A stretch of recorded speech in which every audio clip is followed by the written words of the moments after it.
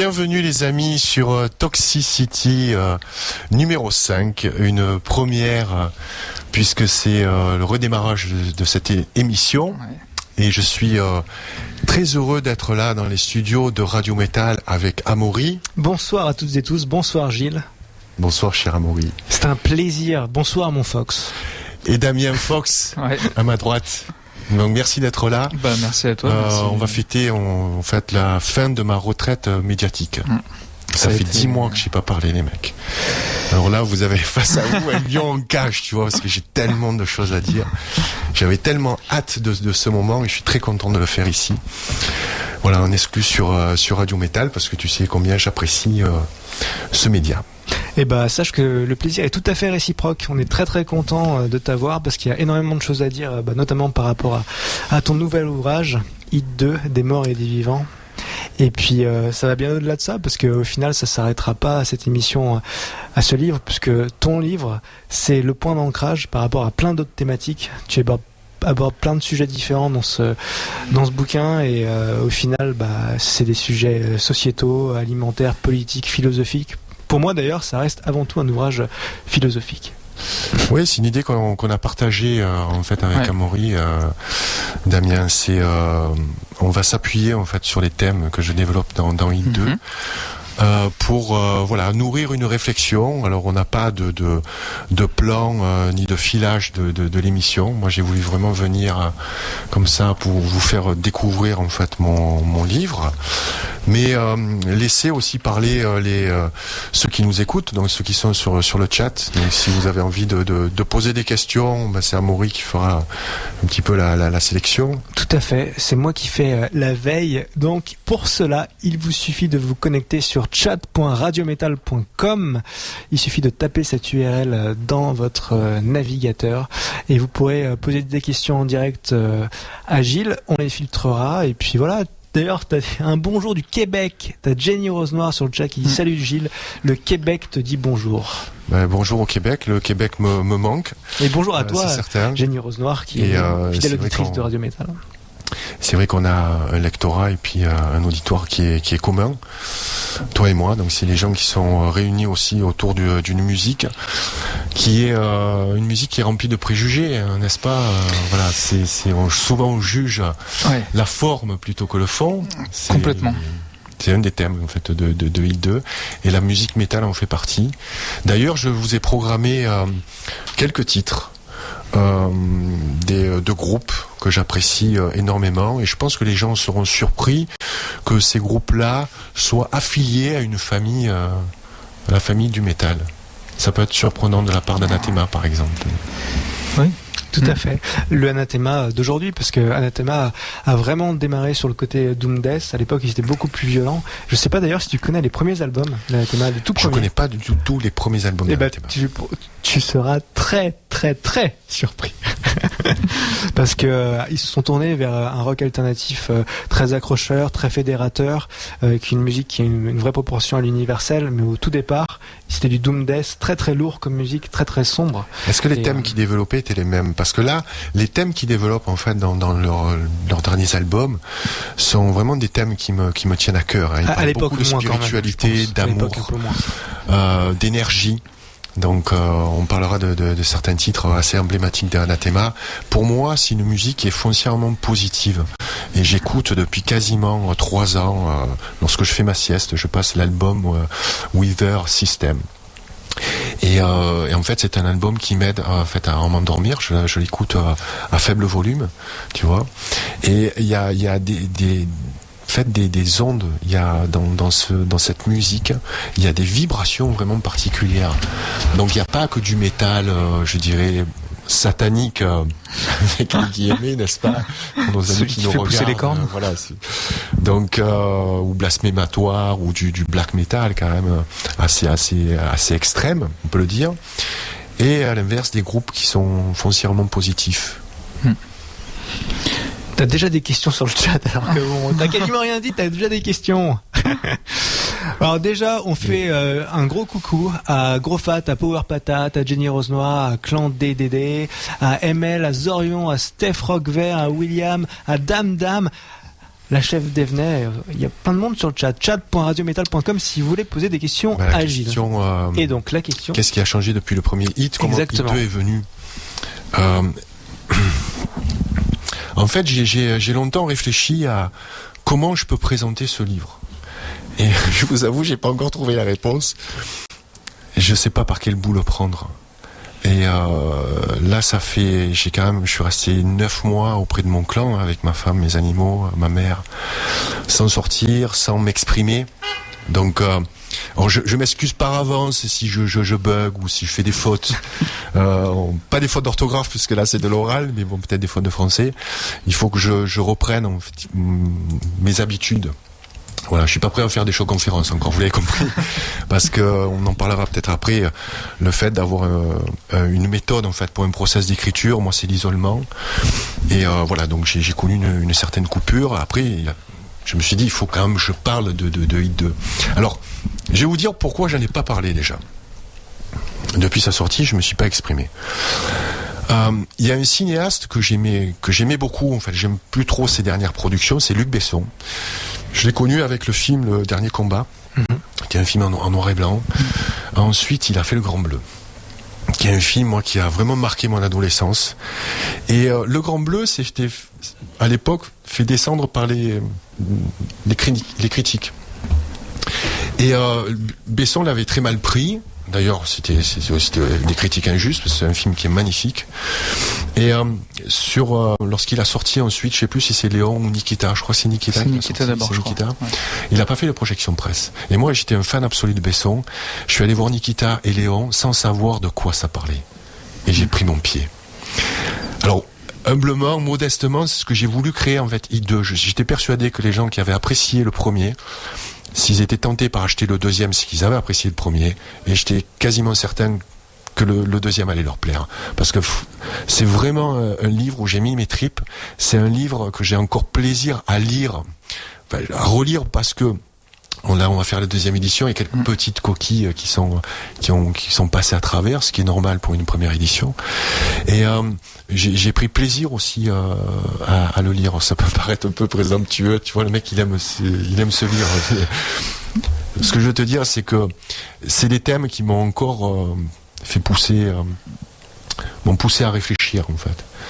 Et donc j'ai voulu préserver mes lecteurs des thèmes en fait que j'allais développer. D'ailleurs, on va pas tous les citer et les énumérer, on va en parler bien sûr, et on va développer et tourner autour. Mais j'ai voulu, tu vois, préserver cet effet surprise. Et pour ma part, moi, la première réaction que j'aurais par rapport au bouquin, puisque tu me l'as fait parvenir, je l'ai reçu en fin de semaine.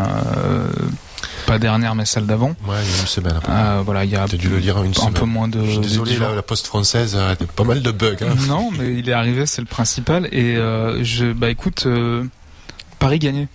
Vraiment, dans le sens où moi j'ai été hyper surpris de découvrir ce livre, parce que je savais pas forcément à quoi m'attendre, justement parce que tu t'étais pas exprimé dessus plus que ça.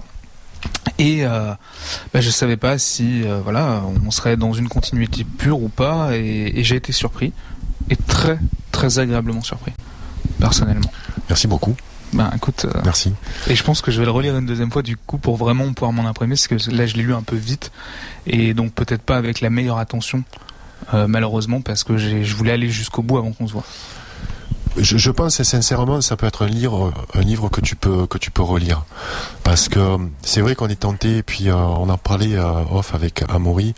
J'ai vraiment mis beaucoup d'attention sur la facilité de lecture, avec des petits chapitres à l'intérieur des chroniques, tu vois, des punchlines qui sont très courtes, il y en a à peu près, je pense 70 ou un peu plus, et un peu à la mode Twitter, tu vois.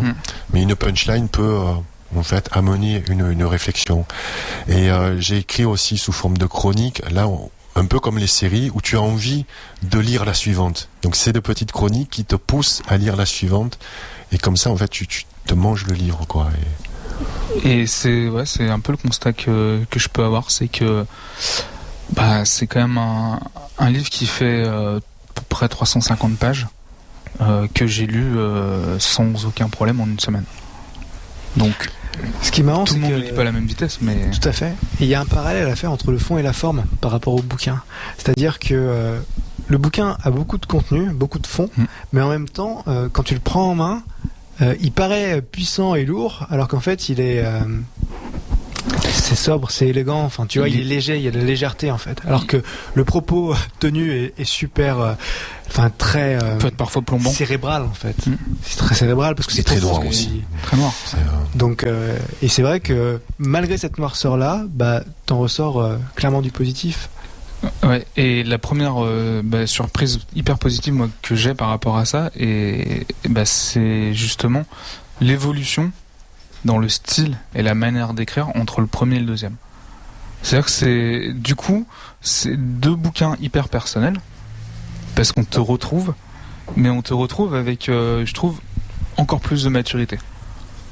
Et ça, j'ai trouvé ça génial, parce que moi, je me suis senti en tant que personne qui suit ce que tu fais, tes écrits depuis quelques années, en ayant lu ton premier bouquin, j'ai eu l'impression de mûrir en même temps que toi, au travers des réflexions que tu as fait dans ce bouquin-là, et ça, c'était vraiment quelque chose d'extrêmement intéressant, j'ai trouvé. Je suis très touché par ce que tu dis, parce que c'est vraiment ce que j'ai voulu transmettre. Tu sais, quand tu écris un livre, tes recherches ne s'arrêtent pas à ce livre, en fait. Moi, mes recherches continuent tout le temps. Et ça t'amène, si tu veux, ça mûrit ta réflexion. Donc, et en fait, il faut, lorsque tu t'exprimes en public, rester toujours en deçà, parce qu'il faut que tu parles de ton livre, en fait, que tu as déjà écrit. D'accord ? Et quand tu mûris comme ça ta réflexion, c'est d'amener, l'objectif était d'amener les lecteurs avec moi, en fait, les faire découvrir de la façon dont j'ai découvert ces choses-là. Tu vois, en fait, vous amenez avec moi, comme quand je vous amène voir Vol Ouest, tu vois, parler du survivalisme au Montana. Et voilà, de vous amener en voyage avec moi. Et de vous expliquer le cheminement aussi de ma pensée, comment je suis arrivé, par exemple, à parler du cancer, à parler de l'alimentation des bébés. Parce que bon, voilà, c'est un livre, si tu me poses la question par rapport à de quoi ça parle de la mort et de la vie. D'ailleurs, le livre commence, lorsqu'on l'ouvre, il y a un effet avec un vernis sélectif où il y a sur le premier rabat mort, et puis une chaîne. Donc on parlera aussi de la dépendance, parce qu'aujourd'hui on est dépendant à beaucoup de choses. Donc la chaîne, voilà, symbolise un petit peu cette dépendance. Et ça parle donc de la mort, et ça finit en fait sur les dernières pages avec le mot vivant et des clés. Donc j'espère vous fournir des clés, en fait, de la matière pour produire votre propre réflexion. Et on m'a posé la question aussi sur la couverture, ça représente quoi ?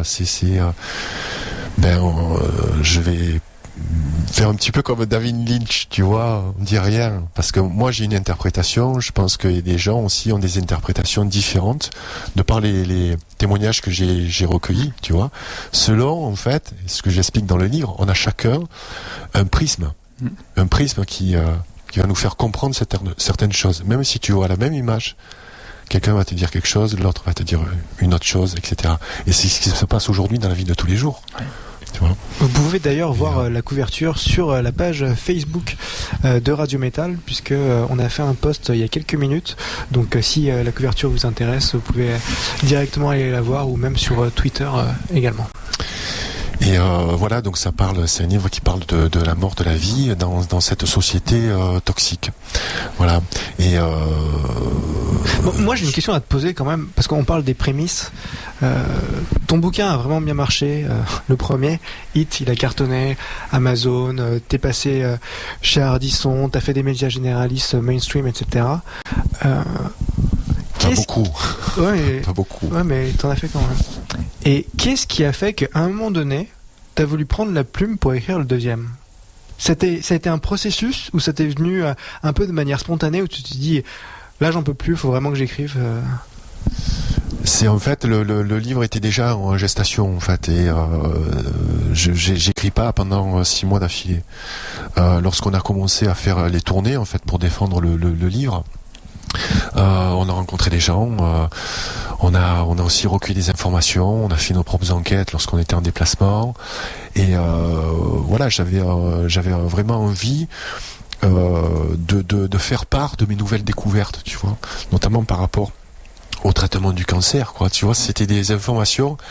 Des fois, t'as l'urgence de vouloir les transmettre, mais la forme d'un livre, ça prend du temps. Donc puis tu peux pas faire un post Facebook avec une entrevue comme avec Nicole Delépine, tu vois.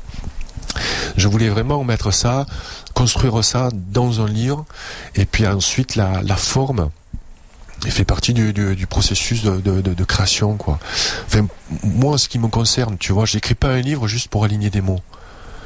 Un livre, c'est un bel objet. Un livre, ça se déchire pas. Tu vois, une feuille, c'est fragile, tu la déchires, mais tu déchires pas un livre entier, quoi. Tu peux le brûler, hein. C'est assez symbolique, mais un livre, c'est pérenne. Tout ce qui est dans le cloud, tout ce qui est virtuel, les Facebook et tout, avec claquement de doigts, boum, tout disparaît. Le livre, ça existera toujours. Enfin, je pense plus l'intérêt, ça on en parlait tous les deux tout à l'heure, l'intérêt de la lecture. Il faut lire, permet d'apprendre des mots, de pouvoir augmenter son bagage linguistique pour mieux s'exprimer. Il n'y a que la lecture qui fait ça, la lecture d'un livre, pas d'une tablette ou... Et enfin, moi je rebondirais parce que c'est peut-être un sujet qu'on va aborder plus tard dans l'émission parce que t'en parles dans le bouquin. Mais pour moi, ça apporte même encore d'autres choses en plus de tout ça qui sont extrêmement importantes et notamment le pouvoir de l'imaginaire. C'est-à-dire que quand on te met une image sur une histoire, dans un film, quelque chose comme ça, et en ça, pour moi, c'est aussi important de lire des bouquins qui t'enrichissent sur la politique, ce que tu veux, les sujets qui t'intéressent, et ça t'en parle, il faut trouver les sujets qui nous intéressent, que tout ne peut pas nous intéresser, et on ne devient pas spécialiste en 10 minutes, mais ça te permet aussi, le bouquin, de te créer tes propres images, et de créer ton propre monde imaginaire. Et ça, pour moi, c'est quelque chose d'extrêmement important, parce qu'il y a qu'en imaginant des choses, qu'on peut aller de l'avant, et changer les choses dans le réel, en fait, en créant des idées à partir de rien. Et le bouquin, les mots te permettent ça, en fait. L'échange avec les autres, et le bouquin te permet ça, je trouve. Tout à fait. Et la forme est pour moi aussi très importante, parce que c'est difficile de lire un livre, à part pour des gros lecteurs, où c'est réellement un plaisir. Tu vois, moi des fois je suis un gros consommateur de livres aujourd'hui, et je suis tellement déçu des fois quand je les commande, quand je les reçois, ou même quand je vais chez un libraire là. Déjà, je trouve que les couvertures manquent de mordant, d'attaque, tu vois. En fait, on est trop... le monde littéraire est vraiment resté sur le pouvoir des mots, sur des mots alignés sur du papier, quoi, tu vois, reliés avec une couverture. Je pense qu'aujourd'hui, on est dans un monde, voilà, où la forme est importante. Il faut que, pour moi, qu'il y ait cet attrait, en plus, venant de la musique, je retrouve, voilà, un plaisir, si tu veux, artistique, pour faire de beaux visuels, pour faire toute la mise en page, parce que vraiment, les auditeurs... faut que les auditeurs sachent qu'on est en fait uniquement deux à travailler. Bon, j'écris et puis avec Valérie qui m'aide pour les enquêtes, qui s'occupe de toute la mise en page, de tout le suivi de prod, etc. C'est vraiment pour moi un livre artisanal, tu vois. C'était très important pour nous de faire tout nous-mêmes. Donc on accorde énormément d'importance aux photos qu'on en a choisies. Et puis ça aussi, c'est les photos de Valérie, quoi. C'est des photos de vie. Et ce qui est intéressant dans les photos qu'on voit dans ce livre-là, c'est qu'elles n'ont pas été shootées pour ce livre-là. C'était des shoots de vie, tu vois. À chaque fois, on se promenait, on avait les chances de vivre un peu à New York, et puis surtout à Montréal, et puis aussi dans la forêt de Mauricie. On avait tout le temps un appareil, tu vois, elle et moi dans la main, et puis il y a des photos en fait qui, lorsque je les regardais de nouveau, m'interpellaient sur un thème, tu vois, et donc c'était des photos vraiment de vie.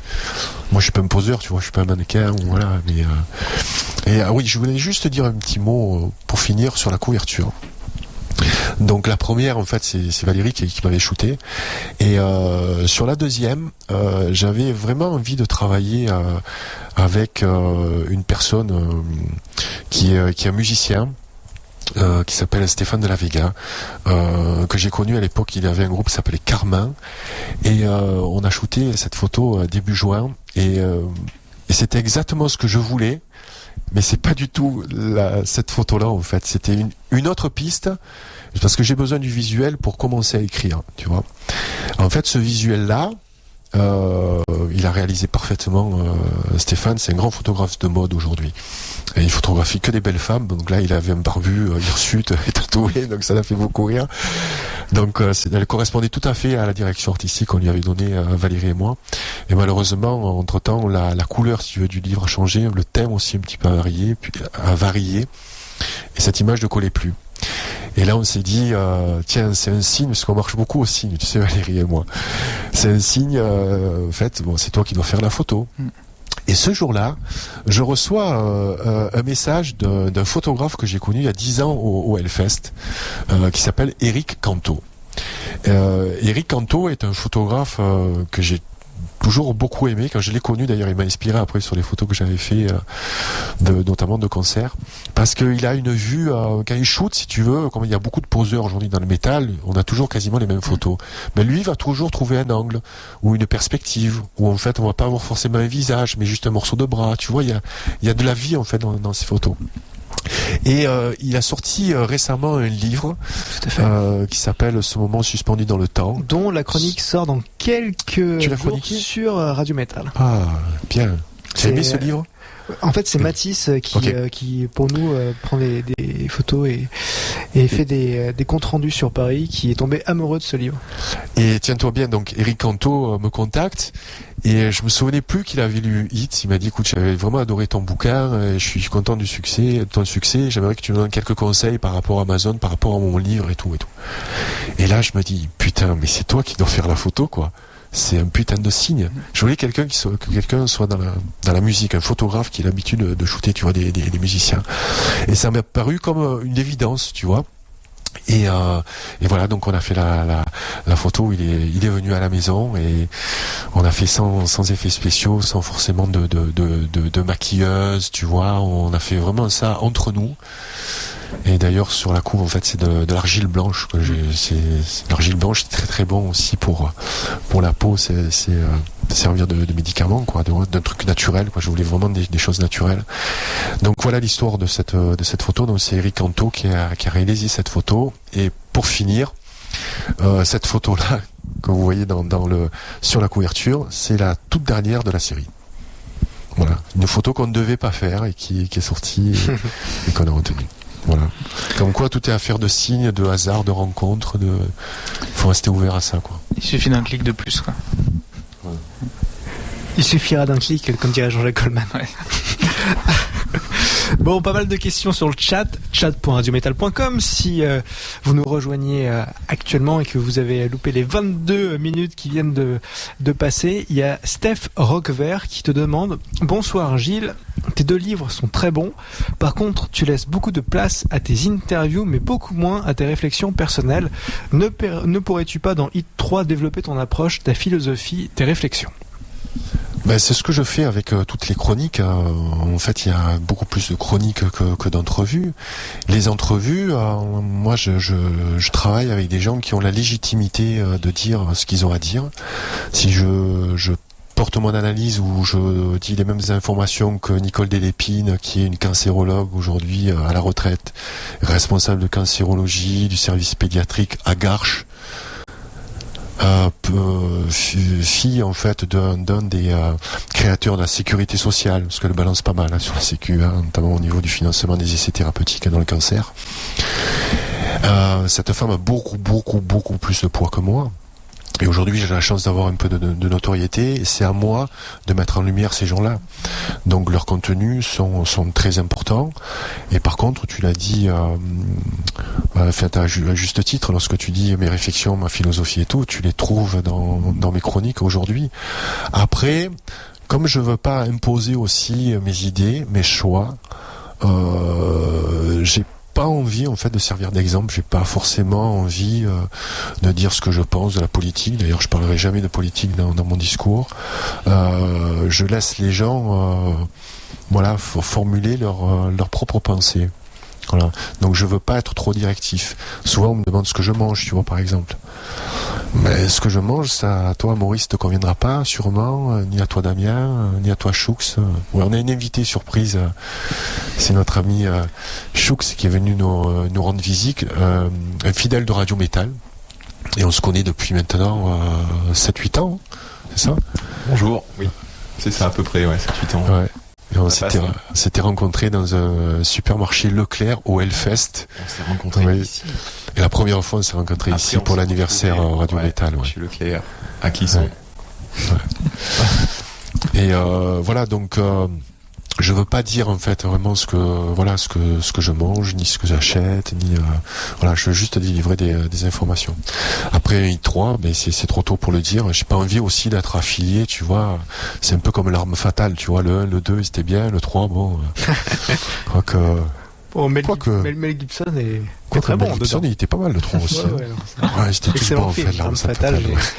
C'était un de mes films cultes quand j'avais entre 8 et 12 ans. L'arme fatale. Bon, après, chacun ses films cultes. C'est 20h25. Mon Gilles, je pense que c'est pas mal de faire une pause musicale. Alors tu vas mettre...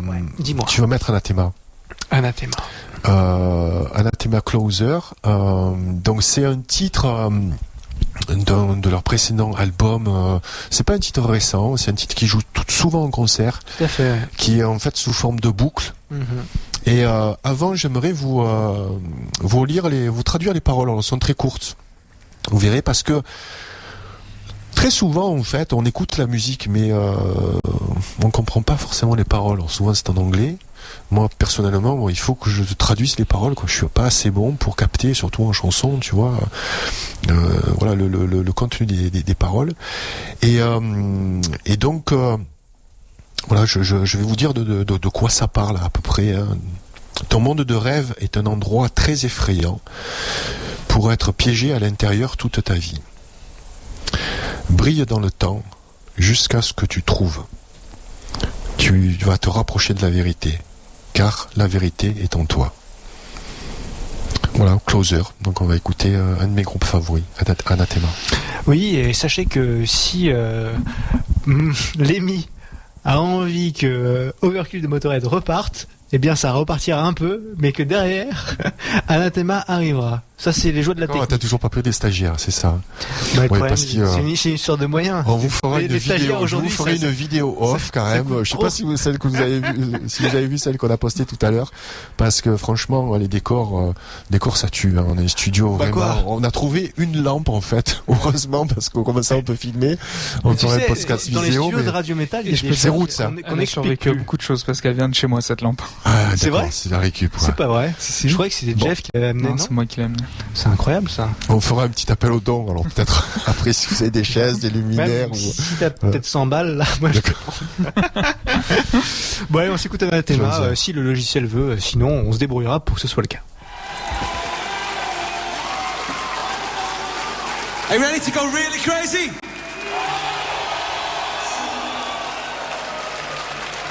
This is Closer.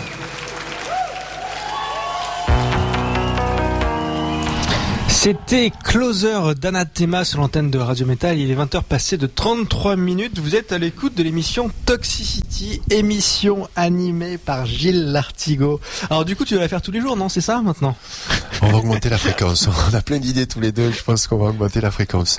Pour en revenir à ce titre d'Anathema, c'est un titre un peu spécial. Hein. Ils sont pas tous avec le voicodeur, la voix un peu bizarre et tout.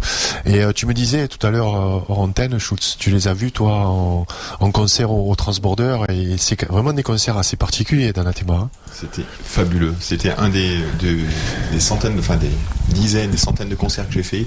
C'était peut-être mon top 3. Et tu connaissais très peu? Je connaissais très peu. C'était une découverte, mais de voir le public à l'unisson avec le groupe, c'était juste fabuleux. Ils ont une connexion avec leur public. Hein. Il y a une énergie qui se passe avec la musique d'Anathema. Ouais. C'est assez incroyable, et ça me ferait plaisir que les auditeurs aient la curiosité d'aller écouter. Et voilà. D'ailleurs, petite spécificité concernant ce groupe, c'est assez spécial parce que en fait c'est un groupe qui propose une musique extrêmement mélancolique, profonde, etc. Mais c'est un groupe où ses membres, puisqu'ils sont 3 frères dans le groupe, ont des rapports qui sont très intenses, très particuliers. Et c'est marrant parce que ils proposent une musique qui est basée sur les atmosphères, mais en termes de personnalité, c'est des gens qui sont vachement rentre dedans parce qu'ils sont anglais, qui viennent de Liverpool, et que c'est vraiment le genre de gars qui parlent fort, etc. Et ils sont en termes de personnalité aux antipodes de ce qu'est leur musique, je trouve. En tout cas, moi, c'est mon expérience. Peut-être pas Vincent, peut-être Dany alors. Vincent, je l'ai trouvé un peu quand même en retrait. Jimmy, je le connais pas. Après, c'est aussi dans les rapports qu'ils ont entre eux, entre les frères. Ok. Tu vois, c'est. Ouais, c'est une fratrie. Hein. Ouais, mais c'est vrai que c'est un clan. Ouais. On Mais parlera du clan. effectivement, mais t'as raison. Vincent reste moins extraverti que son frère Denis, parce que Denis, pour le coup, est très extraverti. Quoi, alors. C'est un guitariste incroyable. Hein. Bien sûr. C'est musicalement, hallucinant. bien sûr. Le jeu qu'il a, c'est tout en finesse, mais vraiment, je t'assure, hein, vraiment, j'ai découvert, c'est vraiment ses talents et c'est surpris. Je suis très surpris quoi de ce. N'hésitez pas à nous rejoindre sur chat.radiometal.com, c'est important si vous voulez poser des questions évidemment à Gilles Lartigot, animateur et invité ce soir, t'es tout en même temps hein, toi. Et si vous êtes intéressé par l'actualité de Gilles, vous pouvez le retrouver sur sa page Facebook officielle, Gilles Lartigot officiel, où vous pourrez accéder directement à son livre Hit 2 des morts et des vivants. Ça, c'est de la promo, ça. Bah, je suis pas déçu, hein. Franchement, j'essaye. On voit qu'on est chez nous parce que. Ouais, ça fait 10 ans qu'on fait ça, donc. Ouais, ça va être peut-être un peu lourd, quoi. Et oui, en direct de Radio Métal des studios. Bon, sur un livre qui parle de la vie et de la mort, quand même. Mais vous m'avez pas demandé pourquoi je commence par la mort. Ah, mais on peut pas poser toutes les questions, nous, si tu veux, hein. Alors, pose la question, Damien, pour faire plaisir à Gilles. Moi, je veux bien poser la question, sachant que j'ai ma propre interprétation, comme tu disais, puisqu'on a chacun son prisme, comme je peux avoir mon prisme sur la photo. Et moi, en fait, je trouve que c'est un bouquin qui, dans un sens, me paraît, via mon prisme, encore plus personnel que le premier. Pourquoi ? Parce que on y retrouve des interviews, certes, mais des chroniques aussi, mais des chroniques qui sont en fait nourries par tes réflexions. Et pour moi, on commence le bouquin à un point A, et quand on finit au point B, on va vers un éveil, une conscientisation. Et donc on passe de l'état de mort à l'état de vivant. Moi, c'est un peu le ressenti que j'ai eu au fil de ce bouquin. Et pour moi, le titre a du sens, parce que j'ai eu l'impression de cheminer, en fait, de suivre un processus, en même temps que je lisais ton bouquin. Écoute, t'as tout juste. L'éveil, ça peut être vraiment une deuxième vie. Moi, je suis mort il y a 10 ans. Mais tu sais, il y a différents types de morts. Il y a la mort physique. Tu vois, le cœur s'arrête, bon, puis le palpitant. Dernier souffle, bon, tu passes l'arme à gauche. Il y a une petite mort. C'est une mort, en fait, qui te permet de renaître. Et cette petite mort, moi, je l'ai vécue. Ce que je raconte sur la première chronique, le jour où le temps s'arrête. Parce que lorsqu'il t'arrive ce qui m'est arrivé, le temps s'arrête. Tu sais, le temps qui rythme notre vie, tic-tac, tic-tac. Le temps qui rythme notre vie de notre naissance jusqu'à notre mort. C'est un temps que tu peux pas arrêter, un temps inéluctable, de fil entre les doigts, tu vois, on le maîtrise pas aujourd'hui. Et on n'a plus le temps de faire les choses importantes. Jusqu'au jour où le temps s'arrête. Et le temps s'arrête lorsque tu apprends que tu as une grave maladie. Tu risques de mourir. Lorsque tu perds un être proche. Lorsque tu as un accident professionnel où tu perds 20 ans de travail. Il y a différents types d'accidents comme ça où tu prends conscience de ta vie, en fait. C'est un réveil. Et il y a aussi des personnes qui commencent à comprendre que notre monde n'est qu'illusion. Je parle par exemple à la découverte, pour ce qui me concerne, tout ce qu'on nous a caché sur l'agroalimentaire. Ce qu'on nous dit pas sur les médias de propagande, en fait, les médias mainstream. Pourquoi de propagande et mainstream ? Parce qu'il faut pas se leurrer, quoi. Ils sont financés par la publicité, essentiellement. Donc on va pas froisser ceux qui nous payent. Et la prise de conscience, peu importe quelle porte on va ouvrir, ça peut être la politique ou le sport, enfin peu importe, en fait te fait comprendre que ce monde d'illusion, en fait tu grattes un petit peu le vernis. Et là, quand tu grattes le vernis, voilà, tu sors un peu des ténèbres, en fait, et tu renais. Donc il y a des gens qui ne se remettent pas d'un choc très très dur, et d'autres qui, comme moi, ont eu la chance d'avoir quelqu'un à ses côtés Voilà, lorsque j'avais un genou à terre, lorsque je dis ça dans une conférence, et lorsque j'avais un genou à terre, elle était là, voilà, pour me tendre la main, en me disant voilà, on va redémarrer à zéro, on va de l'avant. Et voilà, ça a été une aide pour cette espèce de renaissance. Et donc là, tu commences à prendre conscience du monde qui t'entoure. Et là arrive un autre problème. C'est que tu te détaches ou que tu es incompris de ton entourage. Parce que ta vision a changé et pas la leur en fait. Ils sont restés dans le même paradigme. Et tu vas leur dire des choses souvent tellement incroyables. Mais si c'était vrai, ça se saurait. Oui, mais tu t'informes comment? Tu regardes quoi? Que la télé, la radio, un petit peu Facebook. Voilà, c'est pas comme ça que tu t'informes vraiment. Mais ça vient du fait que nous tous, chacun, on vit sur notre propre planète. Et qu'on vit tous sur la même planète, mais que psychologiquement, chacun vit sa vie comme il l'entend, avec ses propres prismes, sa propre personnalité. Et toi, tu parles de mort et de vivant, alors que au final, est-ce que c'est pas simplement être conscientisé, c'est avoir un déclic, et qu'il n'y a pas d'histoire de mort, de vivant, de résurrection, c'est juste le parcours de vie qui est comme ça. C'est une image. Je suis pas mort, Amaury, je suis là, je suis ressuscité. Peut-être que je suis mort aussi, qu'on est tous morts là au final. Sixième sens. Tu sais, il y a des théories comme ça qui disent que en fait notre réalité c'est pas la vraie. C'est l'enfer sur terre. Oui. Satan. Bon. Oui. Oui, c'est ça. C'est vrai, c'est une histoire de déclic aussi. C'est une histoire de déclic. Et chacun a des déclics à des moments différents de sa vie, et le décalage que tout à chacun on est capable de ressentir, je pense. Et puis c'est, en faisant un très très léger spoil d'un passage du bouquin, c'est exactement ce qui se passe dans l'entretien avec Devin Townsend. C'est qu'à un moment, il parle du fait de si on a conscience que de soi, tout le monde s'arrête là. Et en fait c'est ça, pour moi il y a ce processus aussi dans Des morts et des vivants que je ressens. C'est, on passe de l'état de mort à vivant, comme je disais, mais aussi du coup en passant à l'état de vivant, on rencontre d'autres vivants. Et donc, du coup, ton monde ne s'arrête plus à toi-même, il s'élargit. Et c'est à partir de là que tu peux prendre conscience. C'est quand tu es en connexion avec les autres. Quelle que soit la manière, quel que soit le média par lequel tu te connectes, si tu es connecté aux autres, réellement connecté, émotionnellement, que tu es impliqué dans la relation, je pense qu'à partir de là, forcément, tu deviens conscientisé.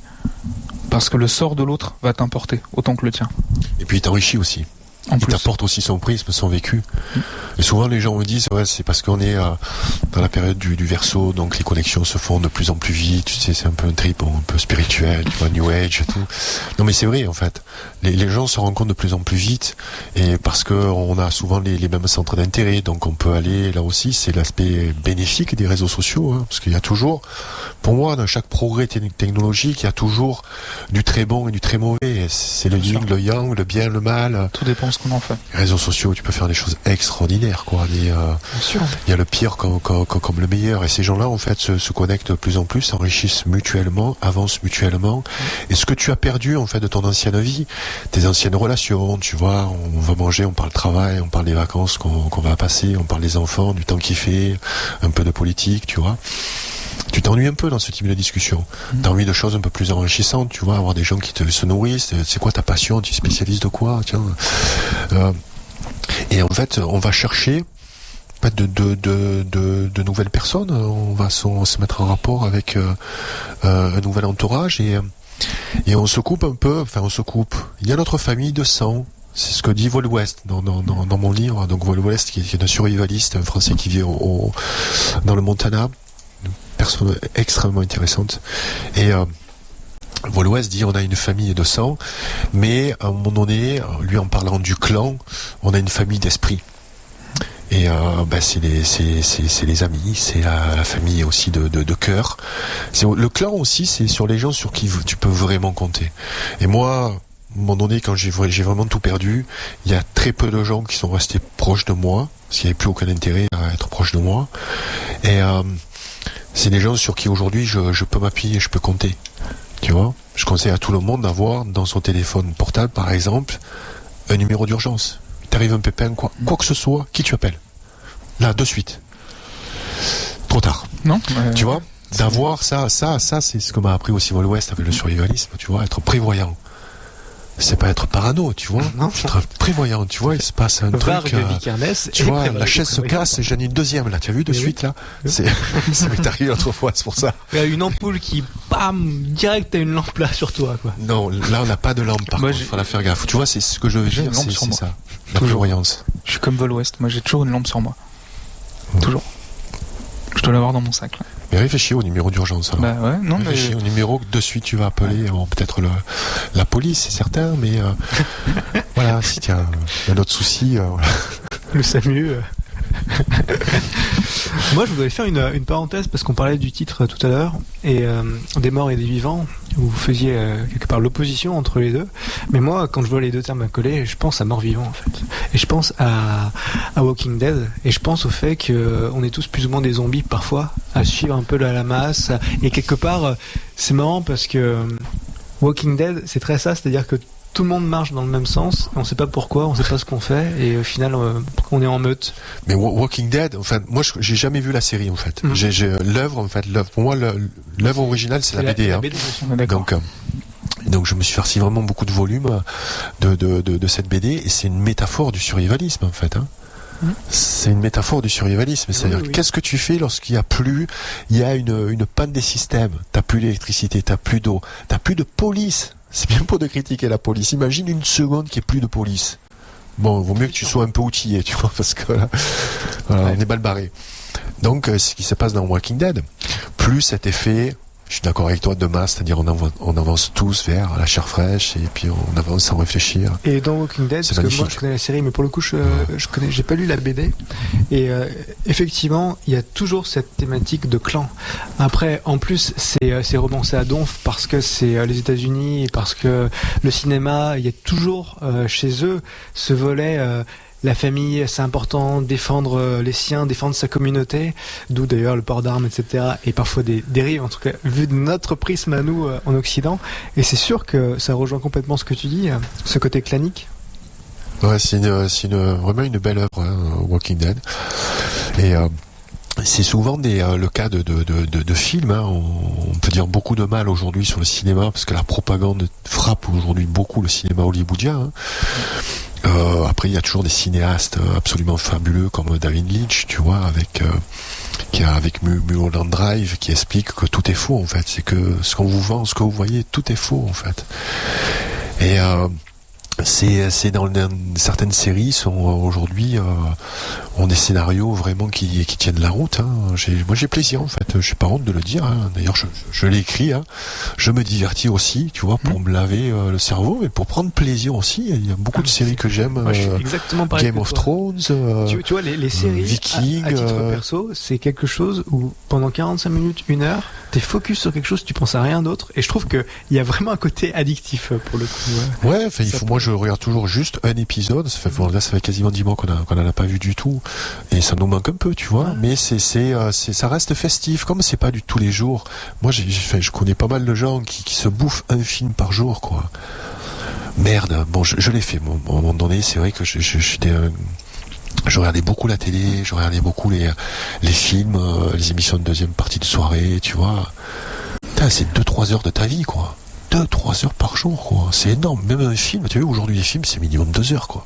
Ouais, minimum. C'est ça, quoi. C'est 2 heures, quoi. Après, tu vois. Et c'est de la culture quelque part. Je t'interromps, mais c'est vrai que si tu vas au cinéma, après je te parle pas de voir des blockbusters tous les jours, mais quelqu'un qui est dingue de cinéma et qui va aller voir des films d'auteur, enfin c'est sa passion. Non, au final, non, mais je te parle pas des gens qui vont voir des films d'auteur. Tu vois très bien de qui je veux parler.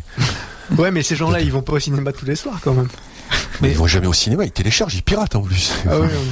Oui, c'est tous les soirs. J'ai pas le réflexe téléchargement. Après, moi quand j'en voyais beaucoup, en fait, tu sais que je prenais plus de plaisir. Ben Bien non, sûr, tu oublies celui que tu as vu la veille avec celui que tu vois le jour même. Puis c'est même plus le film que tu as vu, quoi. Par contre, moi, le dernier film que j'ai vu avant de partir, c'était en Mauricie. Ça fait quasiment 1 an qu'on n'est pas allé au cinéma. On est allé voir Batman. Je crois que c'était Dark Knight, tu vois. C'est un assez beau cinéma, quoi. C'était pas la IMAX à Montréal, mais bon, c'était une petite ville à Louisville, dans Mauricie, cinéma où.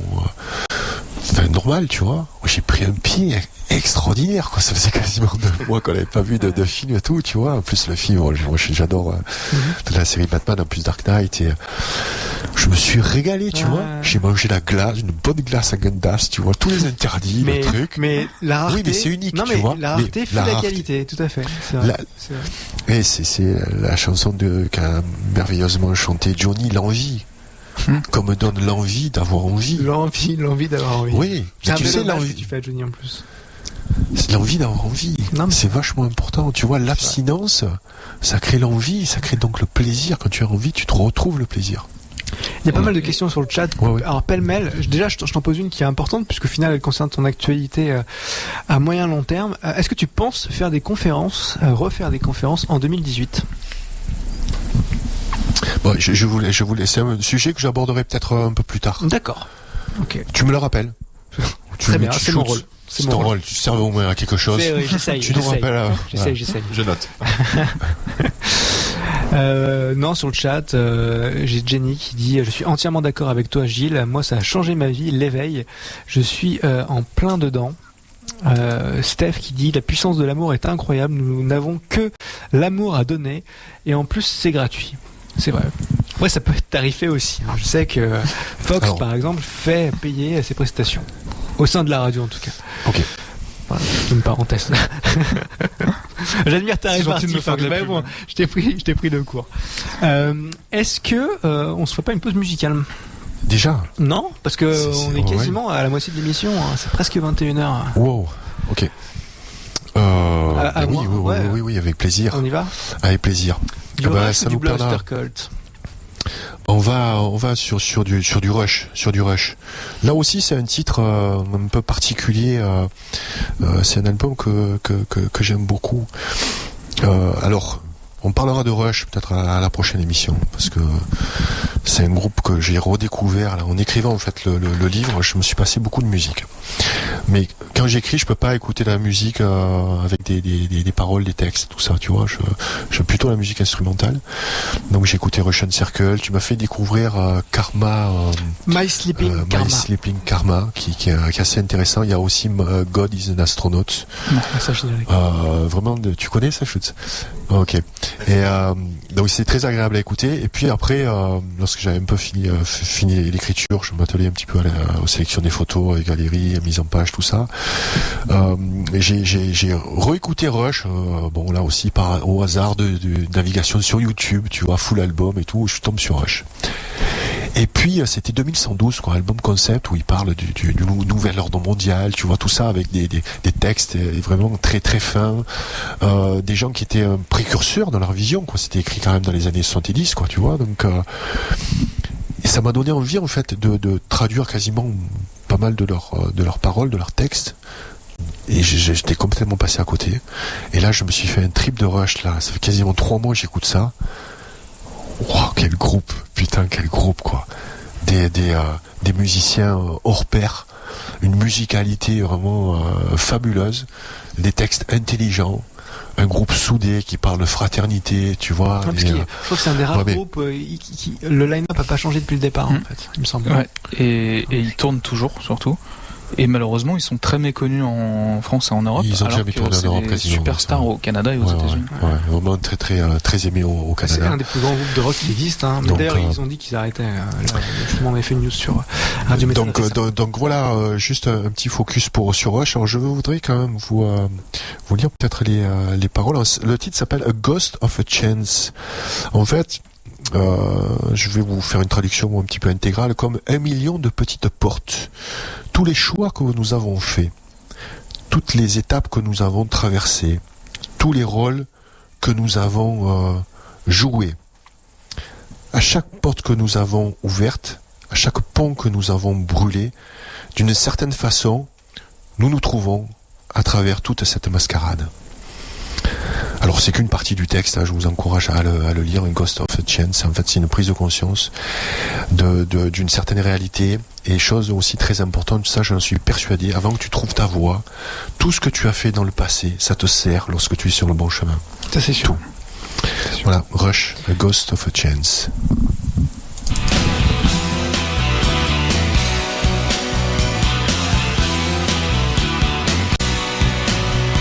C'était Rush sur l'antenne de Radio Metal Ghost of a Chance. On aborde la deuxième partie de cette émission en direct, Toxicity, avec Fox, avec Shooks, adhérent de Radio Metal dans les studios, et puis avec Gilles Lartigot, présent pour cette première émission de 2018. Merci de nous suivre. En tout cas, merci à toutes les personnes qui sont sur le chat. D'ailleurs, il y a des questions assez intéressantes et pertinente, ce que je pense des nouvelles générations qui arrivent. Tout à fait. Que penses-tu des nouvelles générations qui arrivent ? Penses-tu qu'il y ait un esprit critique suffisant pour pouvoir changer les choses ? Réchauffement climatique, déforestation et autres. Et tout ça, est-ce que c'est pas aseptisé par la télévision et les smartphones ? Ben, si tu regardes en fait tous les blogueurs en fait qui ont le plus d'abonnés, tous les youtubeurs qui ont le plus d'abonnés, bon c'est vrai que tu peux être assez pessimiste. D'accord, c'est entre les jeux vidéo, le maquillage, tu vois, bon. C'est sûr que ça va pas changer le monde, mais en fait, tu peux pas changer le monde en fait. Je sais plus qui dit cette phrase est très juste. Tu changes toi en fait. Par toi-même, tu seras le changement. Et déjà, je pense qu'il faut penser à soi avant de penser aux autres. Donc ça va un petit peu à l'inverse de ce que dit Devin Townsend, quoique quand il dit que quand tu as conscience que de toi-même, le monde s'arrête à toi. En fait, t'as pas conscience des autres. Mais non, en fait, ça me fait juste rebondir très brièvement, mais effectivement, c'est très différent et en même temps, je pense que vous avez tous les deux raison dans le sens où pour moi, c'est pas incompatible d'avoir conscience des autres et de prendre soin de soi. Et ça rejoint un truc que tu évoques dans le bouquin, c'est que il faut avant tout être un exemple, pas forcément dire aux autres ce qu'ils doivent faire, mais leur montrer que ce que tu fais, ça marche. Ouais, quelle que soit leur voie, il faut qu'ils la trouvent en voyant que toi, quand tu l'as trouvé, ça a marché. Ouais, c'est exactement ce que m'avait dit en fait Devin, même la toute première fois où j'étais un petit peu trop militant, tu vois, un peu trop rentre dedans. Il dit laisse venir les gens à toi en fait, sois à toi-même. Et puis si les gens aiment ce que tu es, ils vont venir vers toi et ils vont te demander voilà quel est ton parcours, ce que tu penses de ça, ce que tu vas transmettre quelque chose. En fait, il faut donner envie. Et puis je pense qu'aussi il y a quelque chose qui se perd un peu dans notre société, qui est très dans l'immédiateté, dans l'instant, dans les réseaux sociaux, dans le commentaire, dans cette quête perpétuelle d'égalitarisme. Il y a quelque chose qui manque, c'est la bienveillance. Sur les réseaux sociaux, dans les commentaires, moi je suis très dans le sport, donc je vois ça aussi, les journalistes, les critiques, ça manque de bienveillance et les gens sont pas bienveillants. On sent le vécu. Non, je parle pas par rapport à nous, par rapport à moi. Moi j'ai plutôt en tête, tu vois, tout ce qui est, parce que je suis un dingue de foot, donc je suis tout par rapport au foot, et je me dis, mais parfois les journalistes ont une manière de critiquer, de parler en étant dans le péremptoire, dans les jugements de valeur, etc. Et moi, ça m'insupporte parce que j'y vois vraiment une forme d'injustice, parce qu'on n'est plus dans le fait, on n'est plus dans la quête de vérité, on est dans l'opinion personnelle balancée comme vérité, et ça, je supporte pas en fait. Ouais, c'est un peu dû à la starification aussi des commentateurs aussi. Ouais. Et pareil, on en revient aux youtubeurs ou aux blogueurs. Aujourd'hui, il faut que ça clash. Les influenceurs, des gens qui pour le coup n'ont de voix et ça représente qu'eux-mêmes, quoi. Enfin, je veux dire, c'est. Ouais, mais c'est l'effet de la télé-réalité. Tu vois, aujourd'hui, tu as des jeunes qui ont la parole aujourd'hui dans certaines émissions. Voilà, je les connais pas personnellement, je connais même pas leur émission. Bon, c'est pas des gens qui ont une œuvre derrière eux, quoi. Tu vois, ils se sont juste montrés. Ils ont peut-être du talent pour se faire remarquer. C'est tout. Et ces jeunes-là, ils vont interviewer le porte-parole du gouvernement, quoi. Et le mec répond. Je sais pas ce qui est le plus inquiétant, tu vois. Si c'est celui qui pose la question, parce qu'on lui a dit, voilà, tiens, tu vas poser la question au porte-parole du gouvernement. Puis des questions, wow, tu vois, ou le plus grave, si c'est pas celui qui répond, quoi. Celui qui accepte l'invitation et qui répond. T'envoies quoi comme signal, tu vois? Tu envoies quoi comme signal aux jeunes, en fait? C'est quoi? Pour réussir dans la vie, il faut que tu te fasses remarquer latéralité. Mais c'est la discussion qu'on avait hors antenne. Je te citais l'exemple de ce chef d'entreprise qui handicapé pour mettre en avant sa structure qui avait besoin de peut-être de lever des fonds, etc. Il est parti du Gers pour aller rencontrer Emmanuel Macron à Paris. Donc il a fait quasiment 1000 kilomètres en fauteuil roulant. Il a été reçu 45 minutes par le président de la République. Et évidemment, l'effort est louable, c'est par rapport à son entreprise qui fait ça et c'est positif, mais ce qui est gênant là-dedans, c'est que malgré tout, on est complètement dans le buzz, on est dans l'image, il va être reçu et mis en avant, récupéré, en fait, on est dans la récupération des choses. C'est pas d'indiscrétion, quoi, c'est ce que tu veux dire. Non, et souvent, je trouve que la discrétion, c'est aussi ne pas vouloir se mettre en avant et faire des choses bien. On n'a pas forcément besoin de communiquer là-dessus. En fait, on est vraiment dans la société de la communication, ça c'est sûr. Et parfois, c'est moralement, en fait, on se pose la question, quoi. C'est un peu limite. Mais ça limite aussi le champ de pensée, parce que si c'est uniquement, on vit aujourd'hui dans une société où c'est l'immédiateté, en fait. Tu le vois, tout est toujours de plus en plus rapide. Moi, j'ai halluciné, là, je commence un petit peu sur Instagram, parce que bon, même si je critique les réseaux sociaux, il faut que j'y sois, parce que sinon j'existe pas. Nous, c'est pareil pour nous, hein. Ouais, ben oui, c'est quand même utile, tu vois, bon. Mais, j'ai regardé une fonction d'Instagram, en fait, ils appelaient ça le boomerang. Alors, je m'étais laissé piéger une fois, j'étais allé visiter le VG World à Marseille, et la fille voulait un petit peu médiatiser ma venue, elle me dit, on va faire un boomerang. Moi, je sais pas ce que c'était, tu vois, donc elle me fait un boomerang, elle l'envoie sur Instagram. Et je me suis vu, tu sais, en train de faire, tu sais, les trucs, ouais. Tu vois ce que c'est, en fait, le boomerang. De droite à gauche, ouais, en fait, de 1 ou 2 secondes, en fait, ça tourne en boucle, quoi, tu vois. Ça part en avance. Qui c'est qui a inventé ça? Tu vois, je veux me dire, ça sort de quel cerveau? Non, mais tu vois, c'est des trucs rapides, en fait. Et puis ça balance. Alors déjà, il faudrait qu'on m'explique ce qu'est les stories sur Instagram. Je sais pas ce que c'est une story. Des fois, on me tag sur une story. Je sais pas le temps d'y répondre. Il paraît que ça reste que 24 heures. C'est-à-dire, oui, il faut quand t'as tous les 24 heures, en fait, il faut que tu sois dessus. Sinon, tu vas rater la story. Ouais, c'est ça que ça veut dire? Ouais. Tu connais ça? Oui, si, je connais de réputation et. Non, mais toi, tu utilises Twitter. Toi, tu es le pro de Twitter. Tu tweets. Non, je suis pro de rien du tout. Moi. Oui, tu tweets beaucoup. Non, j'essaye de tweeter raisonnablement. Ça non plus, j'arrive pas à maîtriser Twitter. Avec Radio Metal, par contre, on tweete beaucoup. Ah oui, Radio Metal, on relaie l'intégralité des informations qui sortent. Donc voilà, si tu veux, c'est ce truc, tu vois, cette immédiateté. L'immédiateté, ça porte pas à la réflexion. Pour produire ta propre pensée, déjà, il faut que tu récoltes une multitude d'informations, que tu les analyses, que tu les digères, que tu, si possible, les vérifies par toi-même. Donc ça prend du temps, quoi. Ça se mûrit aussi, une réflexion. Mais aujourd'hui, on n'a plus le temps de ça. On n'a plus le temps de réfléchir. Et les nouveaux outils nous poussent à ça. Sur le chat, j'ai Nicové qui nous dit « C'est pas les réseaux sociaux qui sont en cause, c'est l'usage qu'on en fait et qui pose souvent problème. » Oui, je suis tout à fait d'accord avec ça. Tu peux pas accuser une technologie. Mais enfin, quand une technologie comme Instagram te balance des trucs comme le boomerang, je voudrais juste savoir comment c'est venu, en fait. Tu vois, ça m'intéresse. C'est un joli dossier. Si vous pouvez nous aider, s'il y a quelqu'un qui veut faire des recherches. J'imagine que comment est venue cette fonction boomerang? C'est vrai que je sais pas comment elle est née, mais elle a. Alors, en plus, elle a un côté, ça peut être rigolo, hein, de temps en temps de voir ce genre de truc, c'est un peu surprenant, mais en fait, elle a un côté dérangeant, moi je trouve, dans le sens où quand tu prends une photo, alors déjà notre rapport à la photo a beaucoup évolué, et moi je parle de ça parce qu'en plus j'en fais, donc c'est assez marrant de voir l'évolution, c'est qu'aujourd'hui la photo c'est devenu quelque chose d'instantané. C'est la preuve avec Instagram, Facebook et compagnie, on en publie des dizaines mais elles restent pas dans le temps. Aujourd'hui on n'a plus un album photo comme avaient nos parents et nos grands-parents où on ouvre et on montre ce qui s'est passé dans le passé, le témoignage d'événements, le témoignage d'émotions.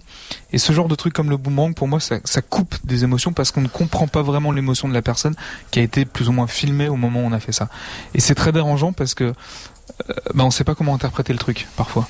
Ouais, c'est pas pérenne aussi dans le temps. Et c'est pas pérenne. Il y a Apple qui fait, moi je sans leur faire de la pub, hein, mais c'est vrai que quelquefois on fait des albums photos qui sont vraiment remarquables, quoi. C'est imprimé en couleur, d'une belle reliure, ça te fait vraiment un livre, tu vois. On avait fait chaque fois que ma mère venait nous voir à Montréal, on faisait vraiment le livre de son séjour, tu vois. Et c'est comme le livre de mon mariage, c'est un livre, tu vois. C'est vachement important de regarder des photos. Là, on en revient au livre de Eric Canto, quoi. Quand tu regardes les photos d'Eric Canto, déjà, tu les vois, non pas sur un petit smartphone. Le livre, il est assez grand, quand même, hein. Donc, il fait quasiment A3 ouvert. Les photos prennent toutes leurs dimensions, quoi. Et tu restes posé devant une photo. C'est comme quand tu regardes un tableau. Tu vas dans un musée, tu fais pas un musée en courant. Tu vois, je te dis, c'est pas celui qui l'a fait le plus vite. Donc tu vois, te poses devant l'image d'Angus, voilà, c'est d'essai, tu regardes, bon. Tu as une image, tu passes un peu de temps. Qu'est-ce que tu ressens, Voilà. Ouais. Et les tableaux de maître, bon voilà, après, moi je suis pas un pro des musées, je suis pas forcément initié à ce type de lecture, de décryptage, tu vois, mais voilà, l'art ça demande du temps. Et je suis tout à fait d'accord avec toi, avec les outils qu'on a aujourd'hui, c'est vrai. L'usage qu'on en fait, c'est un usage qui est pas forcément très bon. Et puis voilà, je parle aussi de la nocivité des écrans. Hein. Ouais. Dans le livre, c'est une partie importante du bouquin, quoi. Ces écrans, en fait, qui nous vident le cerveau. Hein. Qui nous vident le cerveau. C'est pas une image, hein, ça a été prouvé au niveau d'études, et puis il y a les références dans le livre. Quand tu regardes la télé, en fait, ton activité l'activité de son cerveau, en fait, et baisse. Et quand tu lis, par contre, elle augmente. Et l'effet pervers va même au-delà de ça, tu l'évoques aussi dans le bouquin, si je dis pas de bêtises. Il y a le fait que l'activité du cerveau baisse, mais il y a aussi le fait que les ondes émises par les écrans perturbent nos cycles de sommeil, perturbent un certain nombre de choses dans notre organisme qui nous empêchent aussi d'être bien. On dort moins bien, etc. Ouais. D'ailleurs, un petit truc pour ceux qui nous écoutent, si vous avez un boîtier Wi-Fi, donc une box, éteignez-la pendant la nuit. Parce que ça émet. Puis je pense que vous n'avez pas besoin d'envoyer un boomerang au milieu de la nuit, tu vois. Non. Donc on éteint la box Wi-Fi parce que souvent elle se trouve dans la chambre, ou alors le mur derrière qui joue que c'est la chambre. Dans tous les cas, tu vois, quand tu allumes ton portable, là, on a allumé pour chercher ton nouveau accès Wi-Fi. Je te félicite, on a l'accès Wi-Fi maintenant. Studio de Radio Métal. 10 ans après. C'est une révolution. Donc il y en avait à peu près 10 choix en fait de Wi-Fi différents. Donc on baigne en fait dans des ondes. Hein. Bien sûr, bien sûr. Ça s'appelle des REMP, des radiations électromagnétiques pulsées. Et voilà, on va de découverte en découverte. D'ailleurs, lorsqu'on voit comment se sont implantés les réseaux de téléphones mobiles, on est en droit de s'inquiéter. Parce que l'expert qui a dit en fait que c'était pas du tout nocif, tu vois, pour le cerveau, pour les humains, en fait, c'était une personne, expert certes, mais qui est directeur en fait d'un laboratoire de recherche sur la téléphonie mobile qui est financé par Bouygues Télécom. Bon. Voilà. Et le mec fait un rapport au Sénat en disant non, mais finalement c'est pas très dangereux. Donc là tu prends 3G, 4G. Il y a quand même un conflit d'intérêts. Les maisons qui se trouvent à proximité, tu vois, ou même dans le rayon, tu vois, d'un pylône comme ça, qui émet les ondes de téléphone mobile. J'ai vu en me promenant là au bord de mer, il y a même des maisons qui les ont sur le toit. Ouais. Donc là, t'es juste en dessous toute la journée. Tu vois. Et il y a des gens en fait qui se sont spécialisés. Souvent, c'est des électriciens. En fait, ça s'appelle des géobiologues. Et en fait, ils étudient tout ce qui est les radiations électromagnétiques pulsées dans une maison. Et très souvent, en fait, tu dors au mauvais endroit. Il suffit de décaler peut-être le lit, tu vois, d'1 mètre. Parce que les radiations électromagnétiques pulsées, donc il y a les non naturelles, hein, celles qu'on produit par notre technologie, mais il y a aussi celles qui viennent de la surface de la Terre. Donc les chats sont des bons repères pour ça en général. Oui. Ouais. Ils se mettent sur des croisements en fait qui sont mauvais. Ils se chargent en fait d'ondes négatives en fait, c'est ce qui les nourrit. Donc là où dort un chat en fait, il faut pas que tu pètes ta tête. Il faut pas que tu dormes là où dort un chat, quoi. Donc, ce qui veut dire que ceux qui ont des chats, et si votre chat ne vient pas dormir avec vous sur votre oreiller, tout va bien. C'est ça. S'il dort sur l'oreiller ou sur ta tête, c'est qu'il y a un petit souci. Ouais. C'est ça. Donc on appelle ça les réseaux Curie. En fait, c'est des lignes qui traversent en fait la Terre et donc qui sont éloignées à peu près de 2 mètres, 2 mètres 50. En fait, il y a une maison qui est quadrillée, tu vois, par des ondes. Et très intéressant, la géobiologie, quoi. Juste une petite aparté là, parce que je voyais on me posait une question sur la question du réchauffement climatique. Ça, c'est un beau dossier, le réchauffement climatique. C'est un beau dossier pour ceux qui veulent chercher de l'information, parce qu'en fait, sur tous les médias mainstream, vous trouvez en fait que toujours la même version. J'appelle ça, c'est la pensée unique, hein, c'est que le réchauffement climatique est dû bien sûr à l'activité humaine. c'est là où on va fustiger Trump parce qu'il n'a pas signé les accords de Paris, tu vois. Donc voilà, si vous voulez un beau dossier pour commencer à chercher des informations, allez vous renseigner par vous-même. Il y a des livres, il y a des sites très sérieux, il y a des recherches aussi qui ont été faites par des gens qui vous donnent une autre version de ce réchauffement climatique. Voilà. C'était une petite aparté. Allez chercher l'information. Tu vois. Et pour citer Noam Chomsky, il y a très peu de citations. Il y en a une de Noam Chomsky, il y en a une autre d'Edward Snowden, il y en a une autre d'Anatole France. Et celle de Noam Chomsky, en fait, c'est une citation qui dit « Comment se fait-il que nous ayons autant d'informations et que nous sachions si peu de choses ?» C'est vrai. Parce qu'on ne prend pas le temps en fait d'aller vraiment se nourrir, d'aller vraiment chercher les informations, on s'abreuve de ce qu'on nous donne.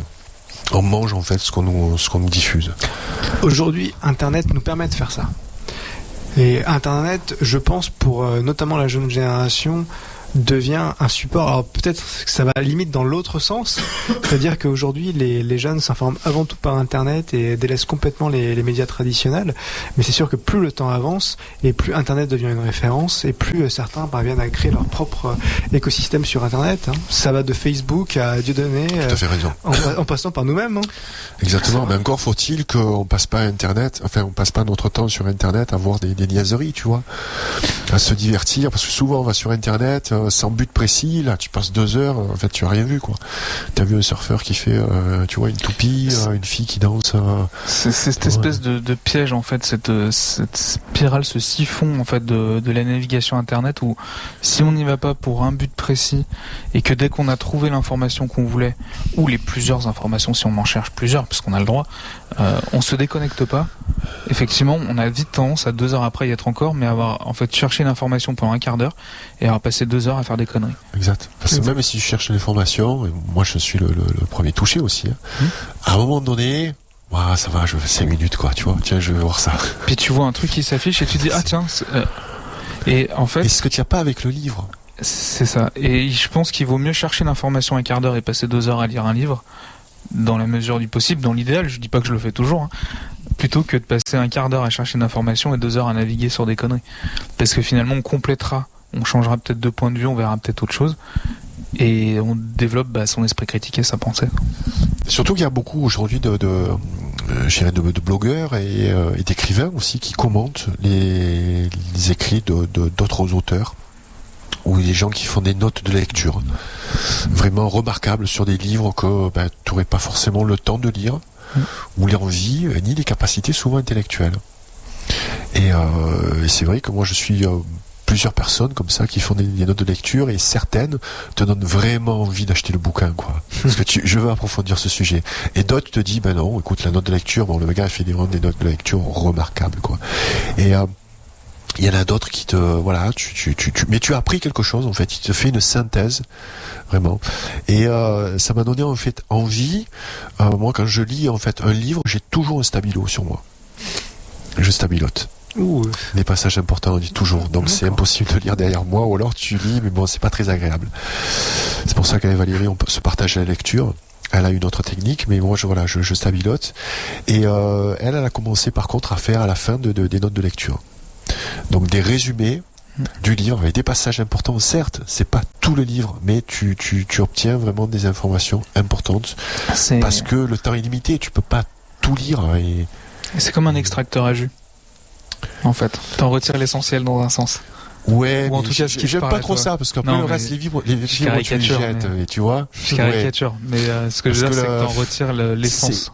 On parlait tout à l'heure, tu vois, des albums. Quand tu écoutes un album, tout un album du début à la fin, putain, le groupe il s'est fait chier, tu vois, à faire une setlist, à faire peut-être des fois un concept album, des fois tu vas prendre que le tube, quoi. Ouais.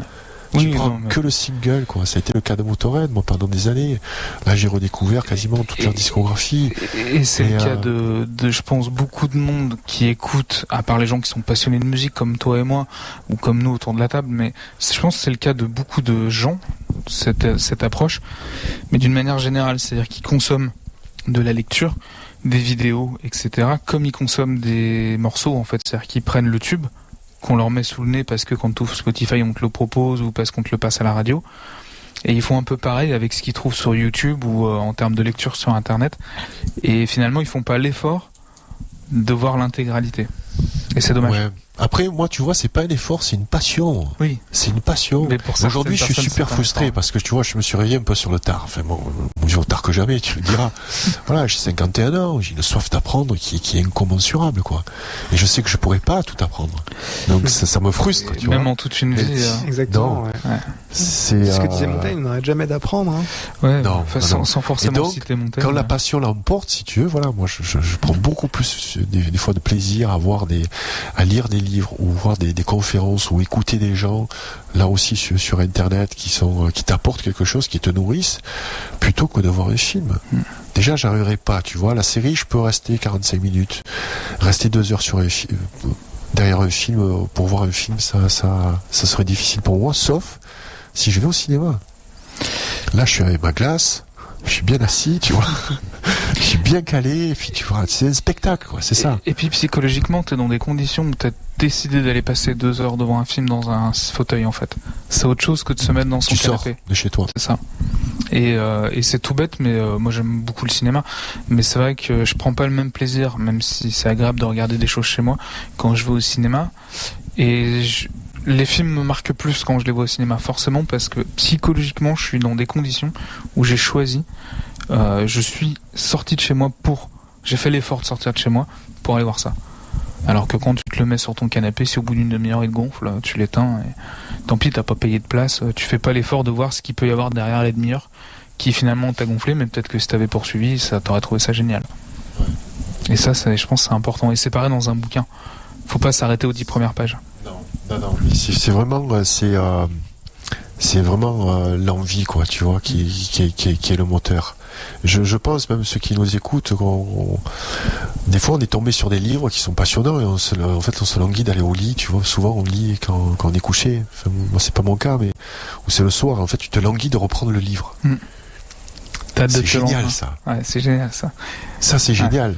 Donc il faut trouver aussi, parce que je dis pas que tous les livres aussi sont super bons, tu peux pas prendre plaisir à lire tous les bouquins, il y en a qui sont plus barbants que d'autres. Bon, moi j'ai 2 types de lecture, en fait j'ai une lecture vraiment pour mon travail et puis pour mes centres d'intérêt, et une autre lecture, je dirais, plus divertissante, qui est à base de romans. Donc le roman, le dernier que j'ai lu, c'est Virginie Despentes, c'est King Kong Theory.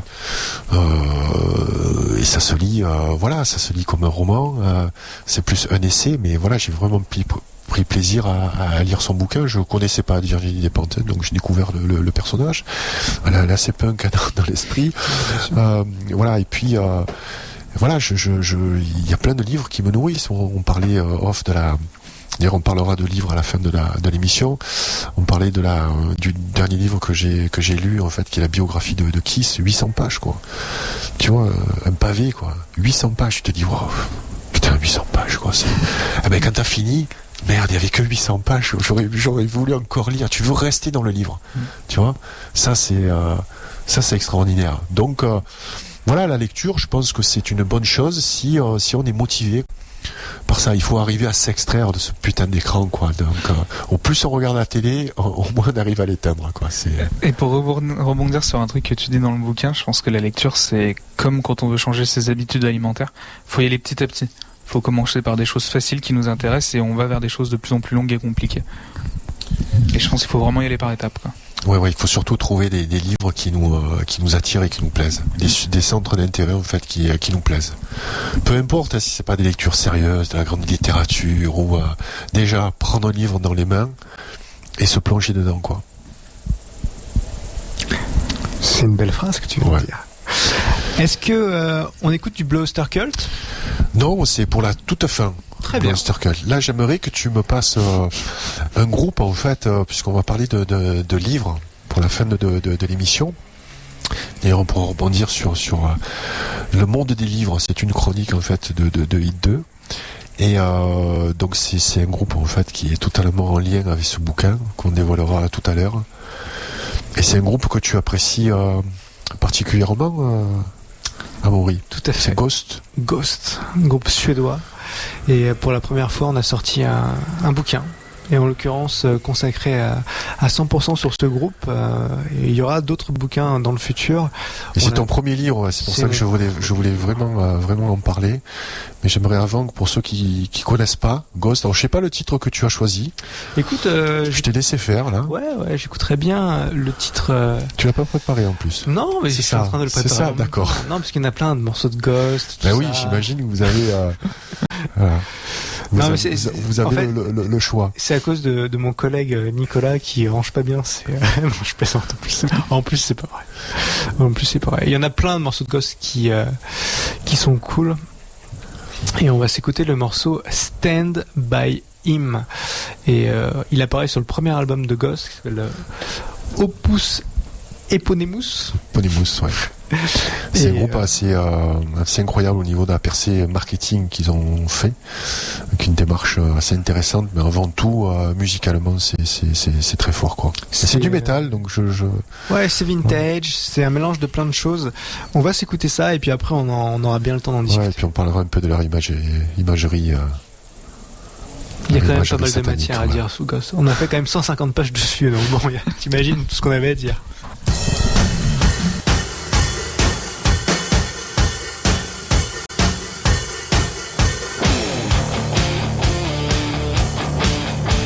Stand By Him de Ghost, 21h, quasiment 21h30 sur RM. Toxicity, c'est la dernière ligne droite. On vient de s'écouter ce très bon morceau des Suédois de Ghost. Alors Ghost, mais je vais pas faire une chronique du livre, d'accord? Alors là, mais ce serait une sorte de double auto-plébiscite ce soir, c'est horrible. J'ai un petit souci parce que bon, c'est un peu blasphématoire, d'accord? Moi, il y a une croix du Christ, en fait, là, c'est une croix inversée. Je vais le présenter comme ça, en fait. Et en fait, c'est vraiment un livre qui est, je trouve déjà qui est très très beau. En fait, bon là je le montre à l'image, vous le verrez sur la vidéo. Au niveau de la mise en page, en fait, il est vraiment très très agréable. Alors c'est vrai que c'est un groupe. Moi qui suis très fan de Kiss, c'est un groupe qui avec un chanteur qui est une espèce de pape peut-être un peu satanique sur les bords.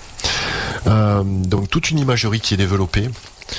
Donc avec une scénographie aussi, le sens du spectacle, très très poussé. Et moi j'avais pas forcément accroché sur Ghost. En fait, étant fan de Kiss, pour moi, c'était la base en fait. Les mecs costumés, les super-héros, c'est les musiciens avec qui j'ai connu, qui m'ont fait aimer cette musique, le hard rock à l'époque, tu vois. Donc ça faisait vraiment le groupe avec un peu d'artifice. Alors il se trouve que je les ai vus dans une petite salle au Club Soda à Montréal. J'avais été séduit quoi, c'était le premier album, tu vois, par la musique. Après bon, ils arrivent, ils sont tous en fait, pour expliquer aux auditeurs, ceux qui connaissent pas, il y a les musiciens qui s'appellent les Ghouls, donc ils ont un masque en fait, c'est un masque noir en fait, un masque un peu vénitien, c'est ça. Et ils sont donc ils ont pas de nom en fait, on les appelle les Nameless Ghouls, les Ghouls sans nom. Voilà, et donc bon, ça a créé après pas mal de problèmes parce qu'on a vu que les musiciens en fait tournaient, c'était pas vraiment des groupes fixes et tout, à part le chanteur. Donc voilà, j'avais passé une heure assez sympathique, mais bon, je n'étais pas resté cloué ni sur le cul, tu vois. Et puis après, c'est vrai que c'est un groupe qui a vraiment explosé depuis les années 2010. Ils sont sortis en 2010, ouais. Moi je les ai vus en 2012. Et aujourd'hui, c'est vraiment un groupe qui compte, qui a vraiment explosé. Et lorsque tu m'avais parlé de ce livre lors de la dernière émission. On n'en avait pas parlé. Tu m'avais dit, il faut le garder secret et tout. Et vraiment, je suis super fier que tu aies fait ça. Parce que déjà, c'est vraiment un très beau livre. C'est un livre, on peut dire un livre magazine, quoi. C'est les photos, ouais, c'est ce qu'on la appelle mise en page, c'est vraiment tout ce que j'aime, quoi, tu vois. Voilà, il y a des gros titres comme ça, des accroches, voilà, voilà. Donc j'ai beaucoup aimé la forme, donc j'ai acheté le bouquin déjà pour soutenir ton travail, et je l'ai lu, et ça m'a donné envie d'écouter Ghost. Voilà. Donc j'ai apprécié en fait la musique parce que j'avais lu déjà comment le groupe s'était constitué. Vous avez fait aussi les chroniques des albums. Pour moi, c'était important de découvrir ce qui se cachait en fait derrière chaque album. Et je t'avoue, ce qui m'a vraiment moi intéressé, c'est que il y a différentes interviews, notamment du responsable du label Caroline, en fait, qui est un label de promotion, qui s'appelle Thomas Laura, et d'Olivier Garnier aussi. Pas Olivier, Olivier Garnier n'est pas interviewé. Pas interviewé, mais il a participé, puisque bien sûr. C'est grâce à lui qu'on a pu faire cet ouvrage. Et donc c'est une personne qui compte dans le milieu du métal, quoi, Olivier Garnier. Et en fait, c'est toute la stratégie commerciale qu'il y a eu pour faire sortir ce groupe. Bon, si vous êtes un peu curieux, vous allez voir les images. Bon, vous affolez pas trop, hein, mais c'est un groupe avec une image quand même assez forte, assez sulfureuse. Hein, mais pour moi, ça reste du Grand Guignol. Pour moi, c'est pas du satanisme pur et dur, comme on peut trouver dans certains types de musique. Ça, on en parlera peut-être une autre fois. Hein, les Rihanna, etc.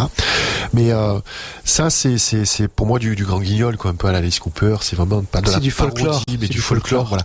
Bon, ça reste quand même un peu blasphématoire. Ceux qui sont vraiment portés sur la religion. Ah, mais ouais, bien sûr. Mais il faut, et en plus, ils s'en affranchissent parce qu'ils le disent également. Donc voilà, un groupe quand même qui a pas une portée grand public, tu vois. Comment les faire basculer ou les faire entendre au grand public. Et là, tu as quand même la chance d'avoir un gars qui s'appelle Saunier. Stéphane Saunier, qui est Monsieur Musique à Canal+. Voilà, et qui fait le plateau de l'émission dans laquelle ils sont passés. L'album de la semaine. L'album de la semaine. Donc ils ont joué live sur le plateau de Canal et tout. Et puis là, les gens qui ont découvert ça avec cette émission, qui souvent passent des groupes un peu, pas underground, mais un peu décalés. Donc en fait, ils ont accédé à une partie aussi grand public. Ça a été quand même un peu un cheval de Troie parce qu'ils ont très bien utilisé aussi les réseaux sociaux. Donc ils ont montré qu'ils s'étaient passés sur une chaîne mainstream en France. Donc ça a fait buzzer aussi toute cette histoire du groupe. Des gens comme Jess Hetfield de Metallica ont dit publiquement qu'ils les aimaient. Ils portaient le t-shirt. Dave Grohl aussi, qui a produit aussi un de leur album. Bon bref, une histoire assez extraordinaire autour de ce groupe. C'est vrai qu'au niveau de la qualité d'écriture, de l'interprétation, le sens de la mélodie en fait. Oui, c'est vintage, c'est des sons qu'on aime, ça rappelle les années 80, il y a plein d'influences. C'est très mélodique. C'est bien joué, ils ont le sens du spectacle, tout ça. Mais moi, ce qui m'a intéressé, c'est vraiment aussi la sociologie au niveau de la musique. Tu vois, il y a autre chose, il y a la forme, mais il y a aussi le fond et on gratte en fait. Donc tu m'as donné envie, pour finir là-dessus, avec ton livre, d'écouter Ghost. Bon, je peux pas dire que je suis un fan de Ghost, mais j'ai pris plaisir à les écouter. D'ailleurs, j'ai acheté 2 de leurs albums, tu vois, je me suis mis pendant les trainings et tout. Je trouve que c'est vachement agréable et que c'est un super beau livre. Donc voilà, j'aimerais beaucoup, si vous aimez en fait la musique, vous voulez vous intéresser aussi au groupe Ghost et tout, voilà, achetez le livre de Radio Metal. Non, mais je te remercie pour ton retour. Alors déjà, plusieurs points. Non, mais c'est important. Dire aussi que tu l'as fait seul, quoi. C'est le premier livre, tu l'as fait avec ton équipe, toute l'équipe de Radio Metal. Oui, tout à fait. C'est ton initiative. Ouais, tu l'as pas fait tout seul. Je n'aurais pas pu faire ça tout seul. C'est certain. Mais enfin voilà, vous l'avez fait au sein de Radio Metal. Bon, oui, bien sûr. Pour nous, c'est une forme d'aboutissement parce que après aboutissement qui sera le début de quelque chose de récurrent, j'espère, parce que pour nous, c'est une forme d'aboutissement de proposer après 10 ans d'activité enfin un format physique, c'est-à-dire quelque chose qu'on peut toucher. Parce que nous, en tant que média internet pure player, on propose une information quotidienne, mais cette information quotidienne-là, comme elle est sur Internet, naturellement, elle se dilue, elle s'évapore. C'est-à-dire que au quotidien, tu as l'impression de bosser et tu sais que les gens te suivent parce qu'on voit... Ils te lisent. Et ils te lisent, bien sûr, parce que Facebook, Twitter, le site... Il y a des articles sur le site aussi, voilà, il y a quand même beaucoup de contenu écrit. Sur le site, grâce aux interviews notamment, on fait beaucoup d'interviews et voilà, et respect à mes collègues pour tout ça. Mais c'est sûr que malgré tout ça, malgré ce contenu-là, avoir quelque chose qu'on peut mettre dans une bibliothèque, qu'on peut ranger dans une bibliothèque, comme ton bouquin à toi, comme les bouquins en règle générale, ça c'est une autre saveur. Et c'est vrai que on fait partie de la génération qui a découvert la musique grâce à la presse magazine. On fait encore partie de cette génération-là. Je pense que celle qui aujourd'hui a 15 ans, pour elle c'est déjà fini en fait la presse papier. Et je pense que on a ce côté-là. On veut avoir ça chez nous. Et pourtant la presse papier, enfin, notamment dans le milieu du métal aussi, tu sais que j'apprécie beaucoup Rockart Magazine. Voilà, c'est un des seuls magazines en fait que je lis. J'ai pas le temps de lire d'autres choses. Donc je préfère lire ce livre-là, enfin ce magazine-là. Je découvre plein de groupes, il y a le CD Sampler, tu vois, c'est bien écrit, c'est bien mis en page. Et puis voilà, ça reste du papier. Je prends plaisir lorsque je le reçois, parce que je suis abonné depuis des années. Voilà, en début de mois, j'ai mon recal, je sais que je vais me le bouffer pendant le mois, tu vois. Et donc voilà, je t'avais vraiment encouragé à faire ce livre, et c'est une forme très intéressante parce que c'est entre le magazine et le livre. C'est vraiment un format, je trouve, hybride. Parce qu'il y a beaucoup de photos. Ouais, ce qu'il faut, très belle qualité de papier. Ouais, ce qu'il faut savoir, c'est que journalistiquement, c'est en tout cas à titre personnel là où je prends le plus de plaisir, parce que tu vas vraiment en profondeur.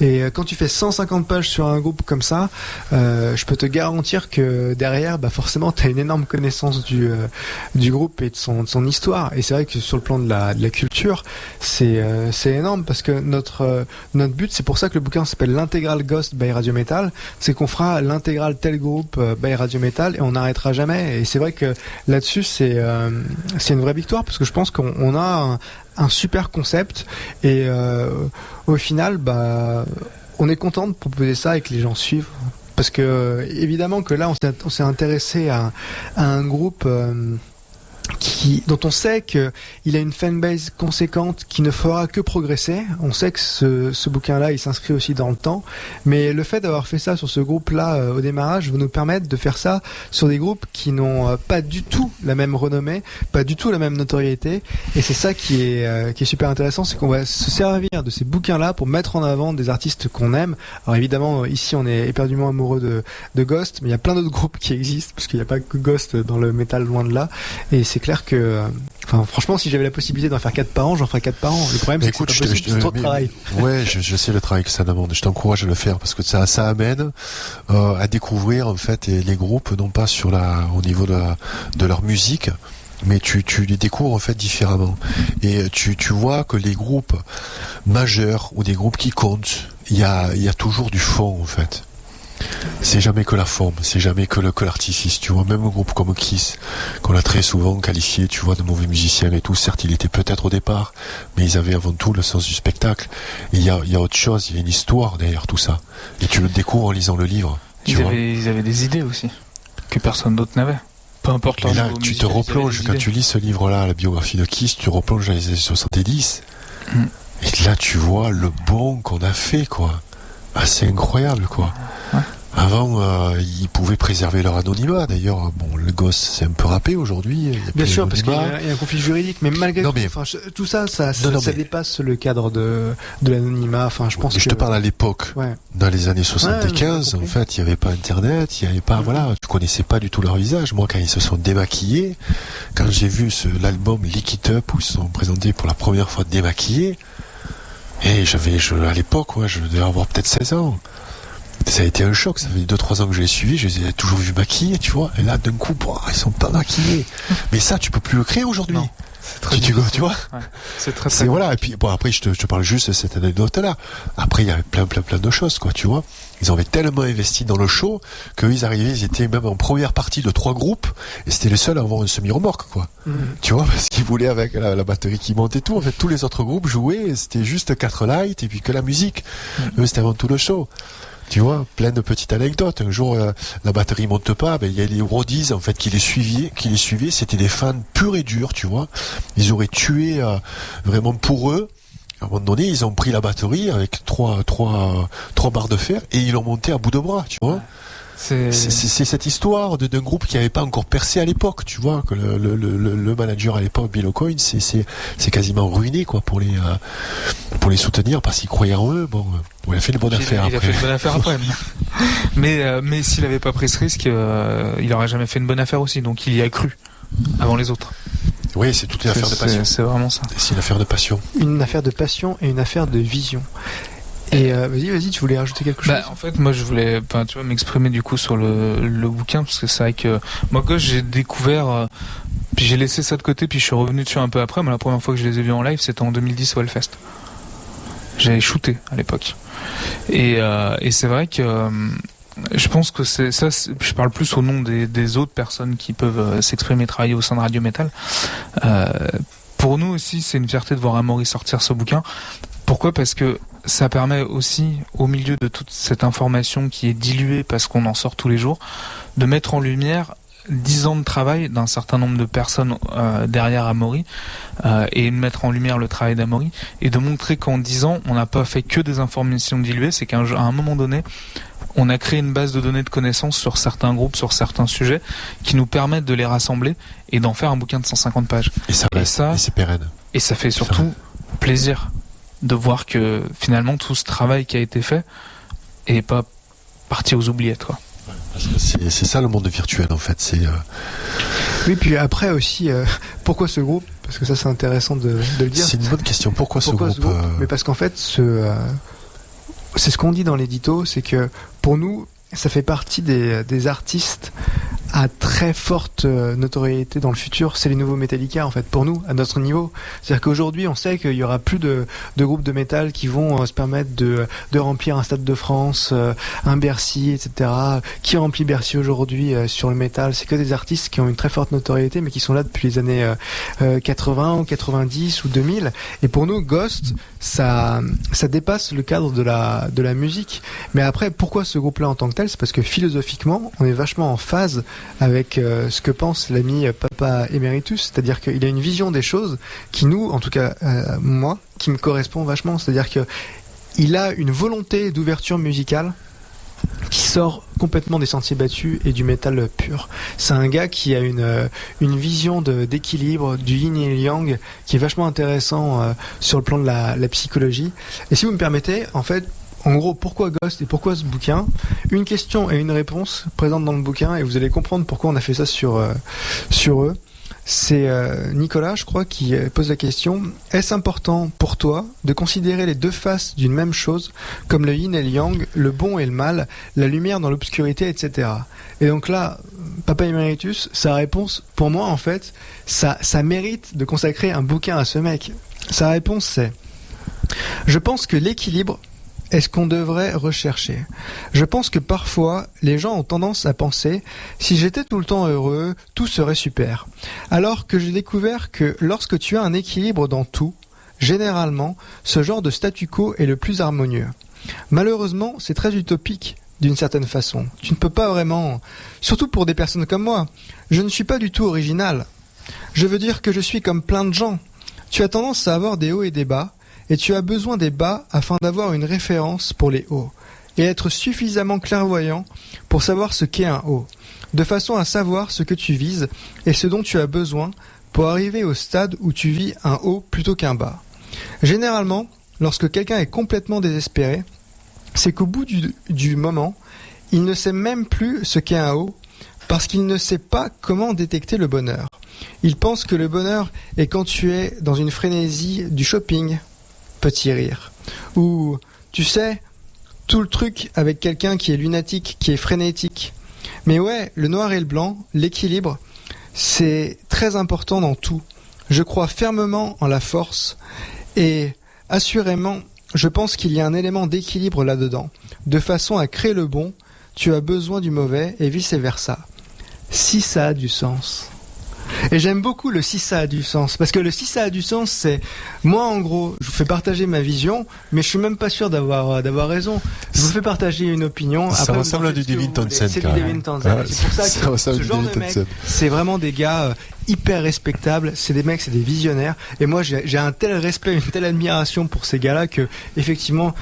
Un artiste comme Devin Townsend, une artiste comme Anneke van Giersbergen, c'est vraiment le genre d'artiste qui mériterait un bouquin et peut-être bien au-delà de 150. Alors, il y en a qui se demandent si c'est une spéciale Ghost. Là, oui, en fait, on finit l'émission sur Ghost. On va reparler rapidement d'I2 pour clôturer. Ouais, parce qu'on parlait bouquin et que c'est un aboutissement. Ouais, que c'est un groupe théâtral en fait. Oui, bon, c'est un groupe théâtral, mais voilà, non, c'est pas une fiche de lecture. Voilà, donc. Pour en revenir au livre, voilà, c'est un livre que j'ai apprécié, et puis j'aimerais à chaque fin d'émission de Toxicity vous présenter un petit peu mon coup de cœur de lecture. Ce sera plutôt des lectures orientées musique, hein, si vous êtes d'accord. Puis toi aussi. Mais avec plaisir. Avec plaisir. Tu peux venir.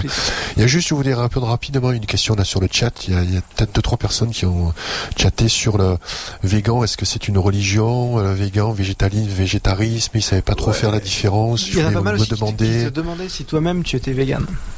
Non, je suis pas végan, non. Je suis pas, comme je dis très bien dans le premier, je pense que c'était assez clair, je suis ni végétarien, ni végétalien, ni végan. C'est pas parce que je mange pas de viande ou je choisis mon alimentation, je veux pas être classé dans une boîte. Donc ça équivaut à plein de préjugés, etc. Si on impose des règles, oui, ça peut devenir un dogme. Donc là, c'est un autre débat. Est-ce que le véganisme est une religion? En tout cas, ce que je peux vous dire, enfin, moi, ce que je pense, c'est que le véganisme n'est pas un mode alimentaire. Le mode alimentaire, c'est le végétalisme. Donc, ce sont des gens qui ne mangent pas d'animaux ni de produits issus des animaux, comme le lait, les œufs et le miel. Donc, un refus total aussi de tout ce qui est consommé, voilà, tout ce qui est produit par un animal. Les végétariens, en fait, eux, peuvent consommer des produits d'animaux. Donc, ils ne consomment pas de viande, ne consomment pas de poisson. Souvent, on pense que les végétariens consomment du poisson. Non, ils ne consomment pas de poisson ni de viande. Et puis voilà. Après, il y a les omnivores qui mangent. Certains mangent en conscience, mangent très peu de viande. Et j'en connais qui en mangent quasiment pas et qui sont très pointilleux par rapport à leur consommation de produits animaux, qui se classent pas dans des cases aussi alimentaires. Et voilà. Donc, on les appelle les flexitariens. Donc tout ça, moi, c'est des trucs qui me font un peu rigoler, tu vois, parce que déjà, je sais pas qui a inventé le mot végétarien. Je trouve que c'est très laid. Végétarien. Donc c'est négatif dans la forme. Mais végétatou, pourquoi on les a pas mais végétatou, tu vois? Tatou dans le végétarisme aussi, hein. Bon. Après, c'est un choix éthique. Donc pour en revenir aux végans, en fait, moi, c'est un mouvement que je soutiens, en fait. Et c'est des gens qui se battent en fait pour la condition animale. En fait, il y a les antispécistes aussi, c'est des végans en fait. Ils militent en fait pour le droit des animaux, donc aucune exploitation animale, quelle qu'elle soit, pas de port du cuir, etc. Donc pour moi, le végan en fait, c'est un mouvement qui est un mouvement militant. Voilà, c'est rien à voir par rapport au mode alimentaire. Alors aujourd'hui, c'est vrai qu'il y a une mode du véganisme. Oui, il y a une mode. C'est pas pour ça que c'est mal en fait. Il y a une mode parce que les industriels sont tellement intelligents qu'ils ont mis des tampons végans sur des produits de merde, quoi, tu vois, sur des produits en plastique qui sont vendus dans des barquettes plastiques, tu vois, avec l'huile de tournesol, des produits que tu fais frire. Faut pas déconner, quoi. C'est la nourriture industrielle et c'est végan. Et tu vas manger ça parce que c'est végan, oui, végan. Et les gars, vous n'êtes pas des moutons. Donc réfléchissez un petit peu. Voilà. C'est bien de dire go végan, ça peut être légitime comme combat. Moi, je suis pas pour imposer le choix à l'autre. Je suis plus pour lui faire comprendre et lui montrer. Donc voilà, je me prétends pas meilleur que l'autre parce que je consomme pas de viande. C'est être très prétentieux, en fait, d'imposer son choix à l'autre. Même si on sait que son choix est plus éthique et on ne reviendra pas là-dessus. Bien sûr que c'est abominable de tuer les animaux et de les maltraiter et de les bouffer. Oui, on peut manger très bien sans se passant tout à fait de viande. Et il y a le docteur Jérôme Berlapelé qui témoigne dans mon livre. C'est quand même le plus grand spécialiste de nutrition. C'est pas du Simès ou du Cohen, tu vois. C'est le plus grand spécialiste de nutrition, d'alimentation végétalienne. C'est un mec qui s'est bouffé les 3000 études qui sont sur le sujet. Donc il alerte, il a dit oui, la B12 c'est pas un mythe, c'est une réalité. Si vous êtes végétalien, il faut vous complémenter en B12. Et les gens vont te dire ouais, mais t'as vu, tu complémentes en B12, donc il faut manger de la viande. Ouais mec, mais ce que tu sais pas, c'est que les animaux on les pique à la B12. Ouais. Donc la B12 que tu bouffes, voilà, oui, vous mangez du soja, mais toi t'en bouffes pas du soja. Quand tu manges du bœuf, on donne quoi au bœuf? On donne des tourteaux de soja, tu vois, je te dis, voilà. Donc, voilà, apprends. D'accord, informe-toi, après on discute. Voilà. Donc, j'ai perdu le fil, voilà. Donc, végan, est-ce que c'est une religion? Bon, ça c'est un autre débat, je rentre pas là-dedans. En tout cas, voilà, il faut respecter le choix de l'autre, il faut se battre pour ses convictions profondes, et puis, il faut être surtout dans l'échange, et pas dans la, voilà, dans le, pas dans la persécution, dans l'écoute aussi. Essayer de prendre le temps d'écouter et de pas avoir d'écouter ou de lire. Ouais, écouter et lire. Parce que c'est un autre moyen. Mais accepter de se tromper, voilà. Accepter de se tromper. Moi, je me souviens, c'était il y a très très longtemps, genre il y a peut-être 13 ou 14 ans, quand j'étais encore à la fac, j'avais ce projet de Radio Métal, je discutais sur des forums à l'époque, des forums à droite à gauche, métal et tout. Et puis À un moment donné, je voyais déjà qu'il y avait des gens dans ce milieu-là qui étaient très extrêmes dans leur rapport aux choses, très radicales, c'est-à-dire ce qu'on a vu au fil du temps, c'est-à-dire une sorte de démarcation entre des gens qui envisagent le métal à 360 degrés comme quelque chose d'hyper large et pas du tout réducteur, et d'autres qui le voient un peu comme une branche spécifique. Et moi, ça me dérange pas que les gens voient ça de manière très spécifique, on va dire considèrent que, par exemple, le black metal, le death metal, c'est le vrai métal entre guillemets. Chacun a son opinion là-dessus. Bon, moi je partage pas, mais c'est pas grave. Et en fait, à un moment donné, j'avais dit à un gars, mais c'est pas parce que tu dis quelque chose que c'est la vérité. Ce que tu dis toi-même, c'est pas parce que tu le dis que c'est la vérité. Tu le penses, mais chacun a sa propre vérité, quoi. Tu veux que je lise un extrait de Hit, c'est ça? Oui, ah oui, c'est ça. Allez, je t'amorce. Je te lance. Sans le faire exprès, je te lance. C'est ça, c'est l'art de la transition. C'est beau. Je trouve la chronique. Il faut. Vas-y, meuble un peu. Je vais retrouver la chronique. Faire moins de pages déjà, en fait. Hein, voilà. Si t'avais fait moins de pages, si t'avais fait un fascicule, ce qu'on appelle un opuscule. Pour meubler, moi je rebondis très rapidement sur ce que Gilles évoquait sur la B12. Vraiment, moi c'est dans les interviews qu'on a dans le livre, c'est une de celles qui m'a le plus marqué parce qu'elle est. Laquelle, excuse-moi? Justement, cette interview. De Devin? Ouais. Non, pas de Devin. Cette interview de, comment il s'appelle, qui est le spécialiste, en fait, du végétalisme. Vol Ouest. Ouais. Non, Vol Ouest, c'est sur la partie survivalisme. Là, je parle du végétalisme. Ah, Jérôme Bernard Pelé. Qui donc explique un petit peu les potentiels travers d'un régime végétalien. Enfin, de végétalisme, en fait. Et effectivement, il explique que la B12, oui, il faut complémenter.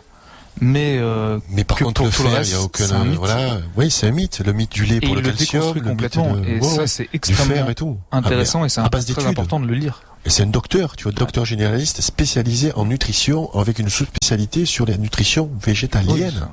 Oui, donc il a la légitimité de dire ce qu'il dit, tu vois. D'ailleurs, c'est sa responsabilité. Il s'engage par rapport à ça. Il a lu les études des autres, il a compilé un certain nombre d'informations. Enfin, c'est. Donc arrêtez. Enfin, j'espère qu'il n'y a pas beaucoup d'auditeurs qui culpabilisent les autres de ne pas manger de viande, quoi, parce que c'est un choix qui nous est propre et c'est possible d'être en santé. Et c'est alors, aussi. Parce que nul ne détient la vérité. Alors c'est une chronique qui s'appelle Les Nouveaux Gourous, avec une citation, je l'avais oublié celle-là, c'est vrai qu'il y a Protagoras aussi. Protagoras en fait qui dit ce que l'homme appelle vérité, c'est toujours sa vérité. C'est-à-dire l'aspect sous lequel les choses lui apparaissent. Donc la chronique Les Nouveaux Gourous, bon je vais vous lire juste les deux premiers chapitres. Nul ne détient la vérité. Je porte toujours une grande méfiance vis-à-vis de ceux qui prétendent détenir la vérité, et ce, dans quelque domaine que ce soit, mais plus particulièrement lorsqu'il s'agit d'alimentation. La connaissance et l'opinion.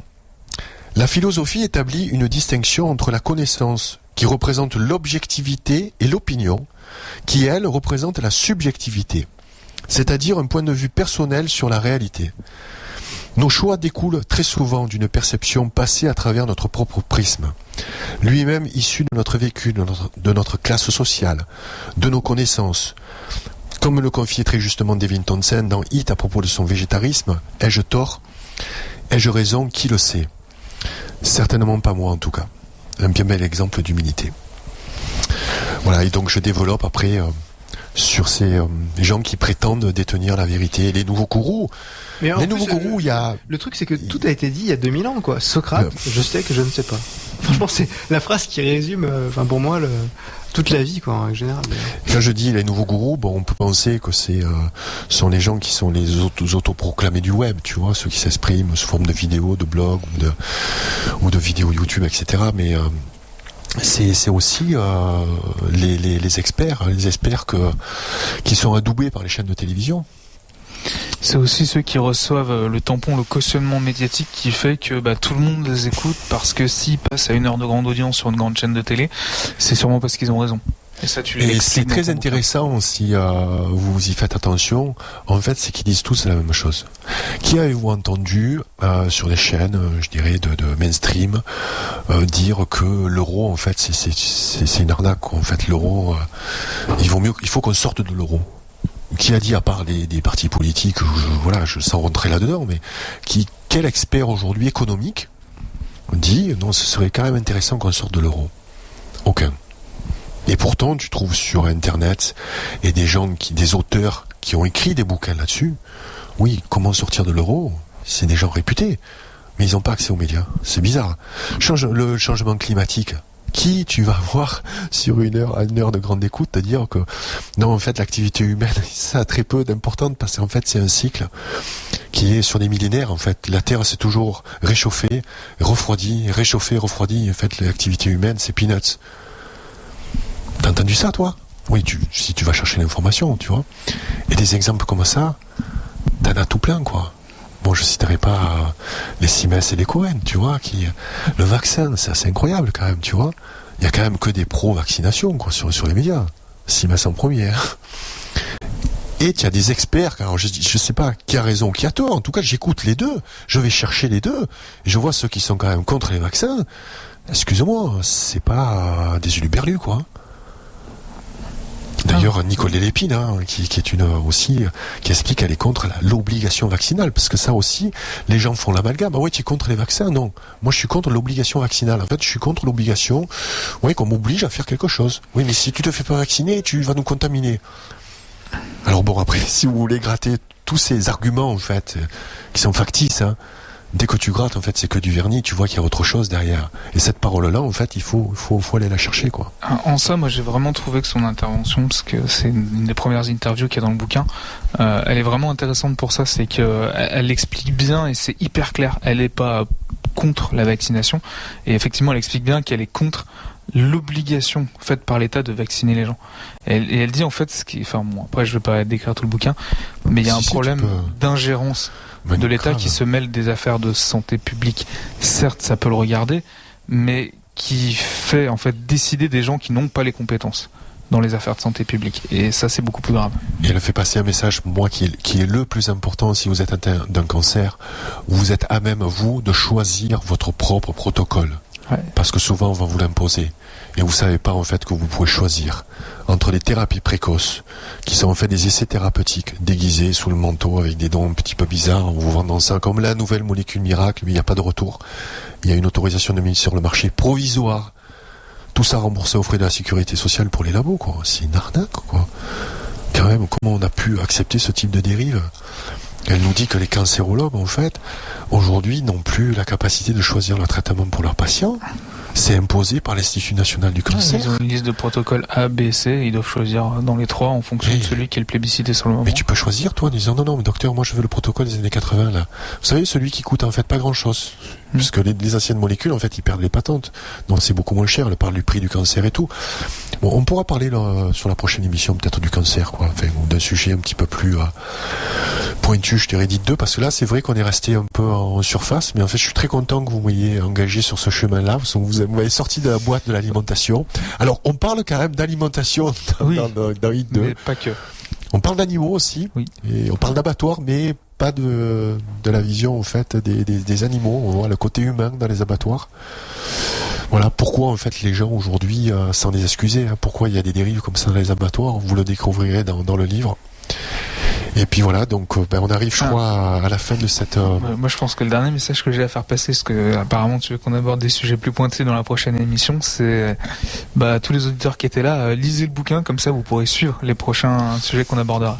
Exact. Ouais, vous avez la référence sur le Facebook de Radio Metal, où là vous avez tous les liens. On va réfléchir en fait à cette formule-là, on va un peu débriefer après, se laisser quelques jours et puis voir vos retours, voir si vous avez aimé nous écouter, parce que c'est vrai que vous chattez un petit peu entre vous, donc des fois on prend des questions à la volée.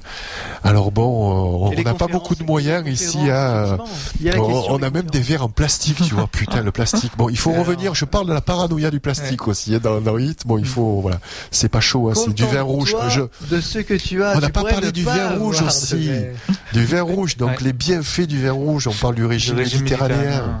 Il te rebranche sur le chat sur les conférences, t'as dit que t'en parlerais en fin d'émission. Alors oui, on va conclure là-dessus. En fait, aujourd'hui, donc j'ai besoin de me remettre un peu dans le bain, donc de reparler, d'échanger aussi avec vous. J'ai déjà réfléchi à une nouvelle forme de show-conférence, mais il se trouve, pour ceux qui me connaissent aujourd'hui et qui me suivent sur les réseaux sociaux, qui connaissent Valérie, on a adopté il y a 3 ans maintenant une chienne dans une association qui s'appelle Cani Senior. qui récupèrent les chiens âgés. Donc ils sont voués à l'euthanasie, bien sûr. Et c'est des personnes d'un certain âge, en fait, qui sont à la retraite, qui recueillent ces animaux. Et nous, on est tombé en amour avec une CTR qui avait à l'époque 12 ans et demi, qui a le visage tout blanc, en fait, avec des yeux très très tristes. Et donc on est allé la chercher. Ils ont fait du covoiturage de Lille à Paris. Donc moi, je suis venu de Marseille à Paris pour aller chercher Stella. Et on lui donnait, en fait, juste quelques mois à vivre, malheureusement. Et puis, ça fait 3 ans qu'elle est parmi nous.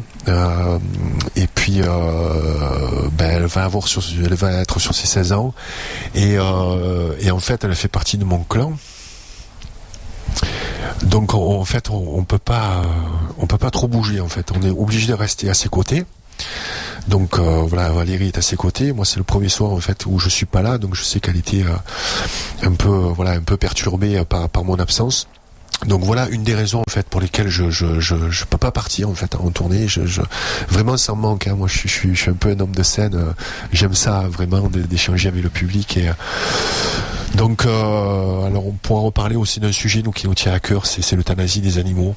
Donc un problème, des choses qui sont, pour ceux qui l'ont vécu, c'est toujours des moments très douloureux. Comment on décide, quoi. Voilà, nous on a décidé, en fait, que puisqu'elle ne souffre pas, par un peu d'arthrose et tout, mais on la soigne très bien, on s'occupe d'elle, elle a beaucoup d'amour des 2 petites chiennes aussi, de notre chatte. Et on voudrait qu'elle finisse sa vie tranquillement. Donc on lui a préparé son passage, on lui parle, on communique beaucoup avec elle. C'est elle qui me donnera le top. Alors c'est voilà, donc je pense que vous serez pas là à me dire oui, mais bon voilà, il faut revenir vite. Je reviendrai le moment venu. Comme je dis dans le livre, des fois il faut prendre le temps.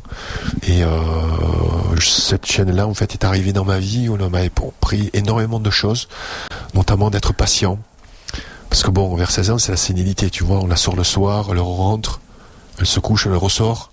Puis elle est... non, en fait, j'ai déjà fait pipi, elle rentre, elle fait ça 10 fois, tu vois. Bon, c'est beaucoup de patience. Mais en même temps, j'ai réussi à absorber ça, parce que je suis quelqu'un quand même d'assez impatient, donc elle m'a appris ça. Et puis elle nous donne tellement d'amour lorsqu'elle a ces moments, tu vois, de lucidité. Elle n'est pas totalement sénile, on n'est pas fou, on va pas garder, tu vois, un animal qui est vraiment très mal en point, mais elle est vivante, elle est encore là, tu vois. Donc voilà les raisons pour lesquelles je pars pas encore en tournée, mais je reviendrai. Voilà, je reviendrai avec un show conférence. J'ai déjà réfléchi. Bon, ça sera pas du ghost. Hein. Je vais pas arriver maquillé avec une croix inversée, blasphématoire, Amaury. Non, ne m'engage pas sur la mauvaise voie. Mais voilà, on réfléchit à pas mal de choses et puis le temps viendra. Voilà. Mais merci mes amis, merci. Merci à toi, Gilles. Merci à Amaury, merci Fox, merci Choux. Cette visite surprise. Et merci aux chatteurs parce que vous étiez connectés et c'est cool que vous ayez été aussi nombreux ce soir, un 29 janvier, un lundi soir. Sachez évidemment que cette émission sera en podcast. D'ailleurs, avec Gilles, on avait plusieurs backups avec nos téléphones perso au cas où. La dernière fois, j'avais oublié d'enregistrer, j'avais oublié d'allumer la caméra. Donc là, on a les 2 caméras qui ont filmé. Donc j'aurai à peu près une semaine pour faire le podcast vidéo, mais il y a le podcast audio. Et moi, je vous encourage vraiment à aller sur les podcasts audio, ne pas être pollué par notre image, quoi. C'est vrai qu'on est dans un monde de l'image, on le fait, voilà, mais c'est agréable aussi de se poser et puis de laisser ça, de laisser juste d'écouter en fait les paroles sans qu'il y ait d'image. Ce qui nous donne la possibilité de faire une bise à Sam qui gère l'émission Echoes avec Jeff. C'est lui qui gère tous les podcasts de Radio Metal et comme on a quasiment 12 ou 13 émissions par semaine, ça fait du boulot. Il y a une grosse grille. Bravo Sam et merci pour ton aide technique parce que voilà, Radio Metal c'est pas une très grosse structure, vous le voyez déjà par rapport au décor. Et la prochaine fois, on filmera chez toi. On va voir si c'est rangé et nettoyé.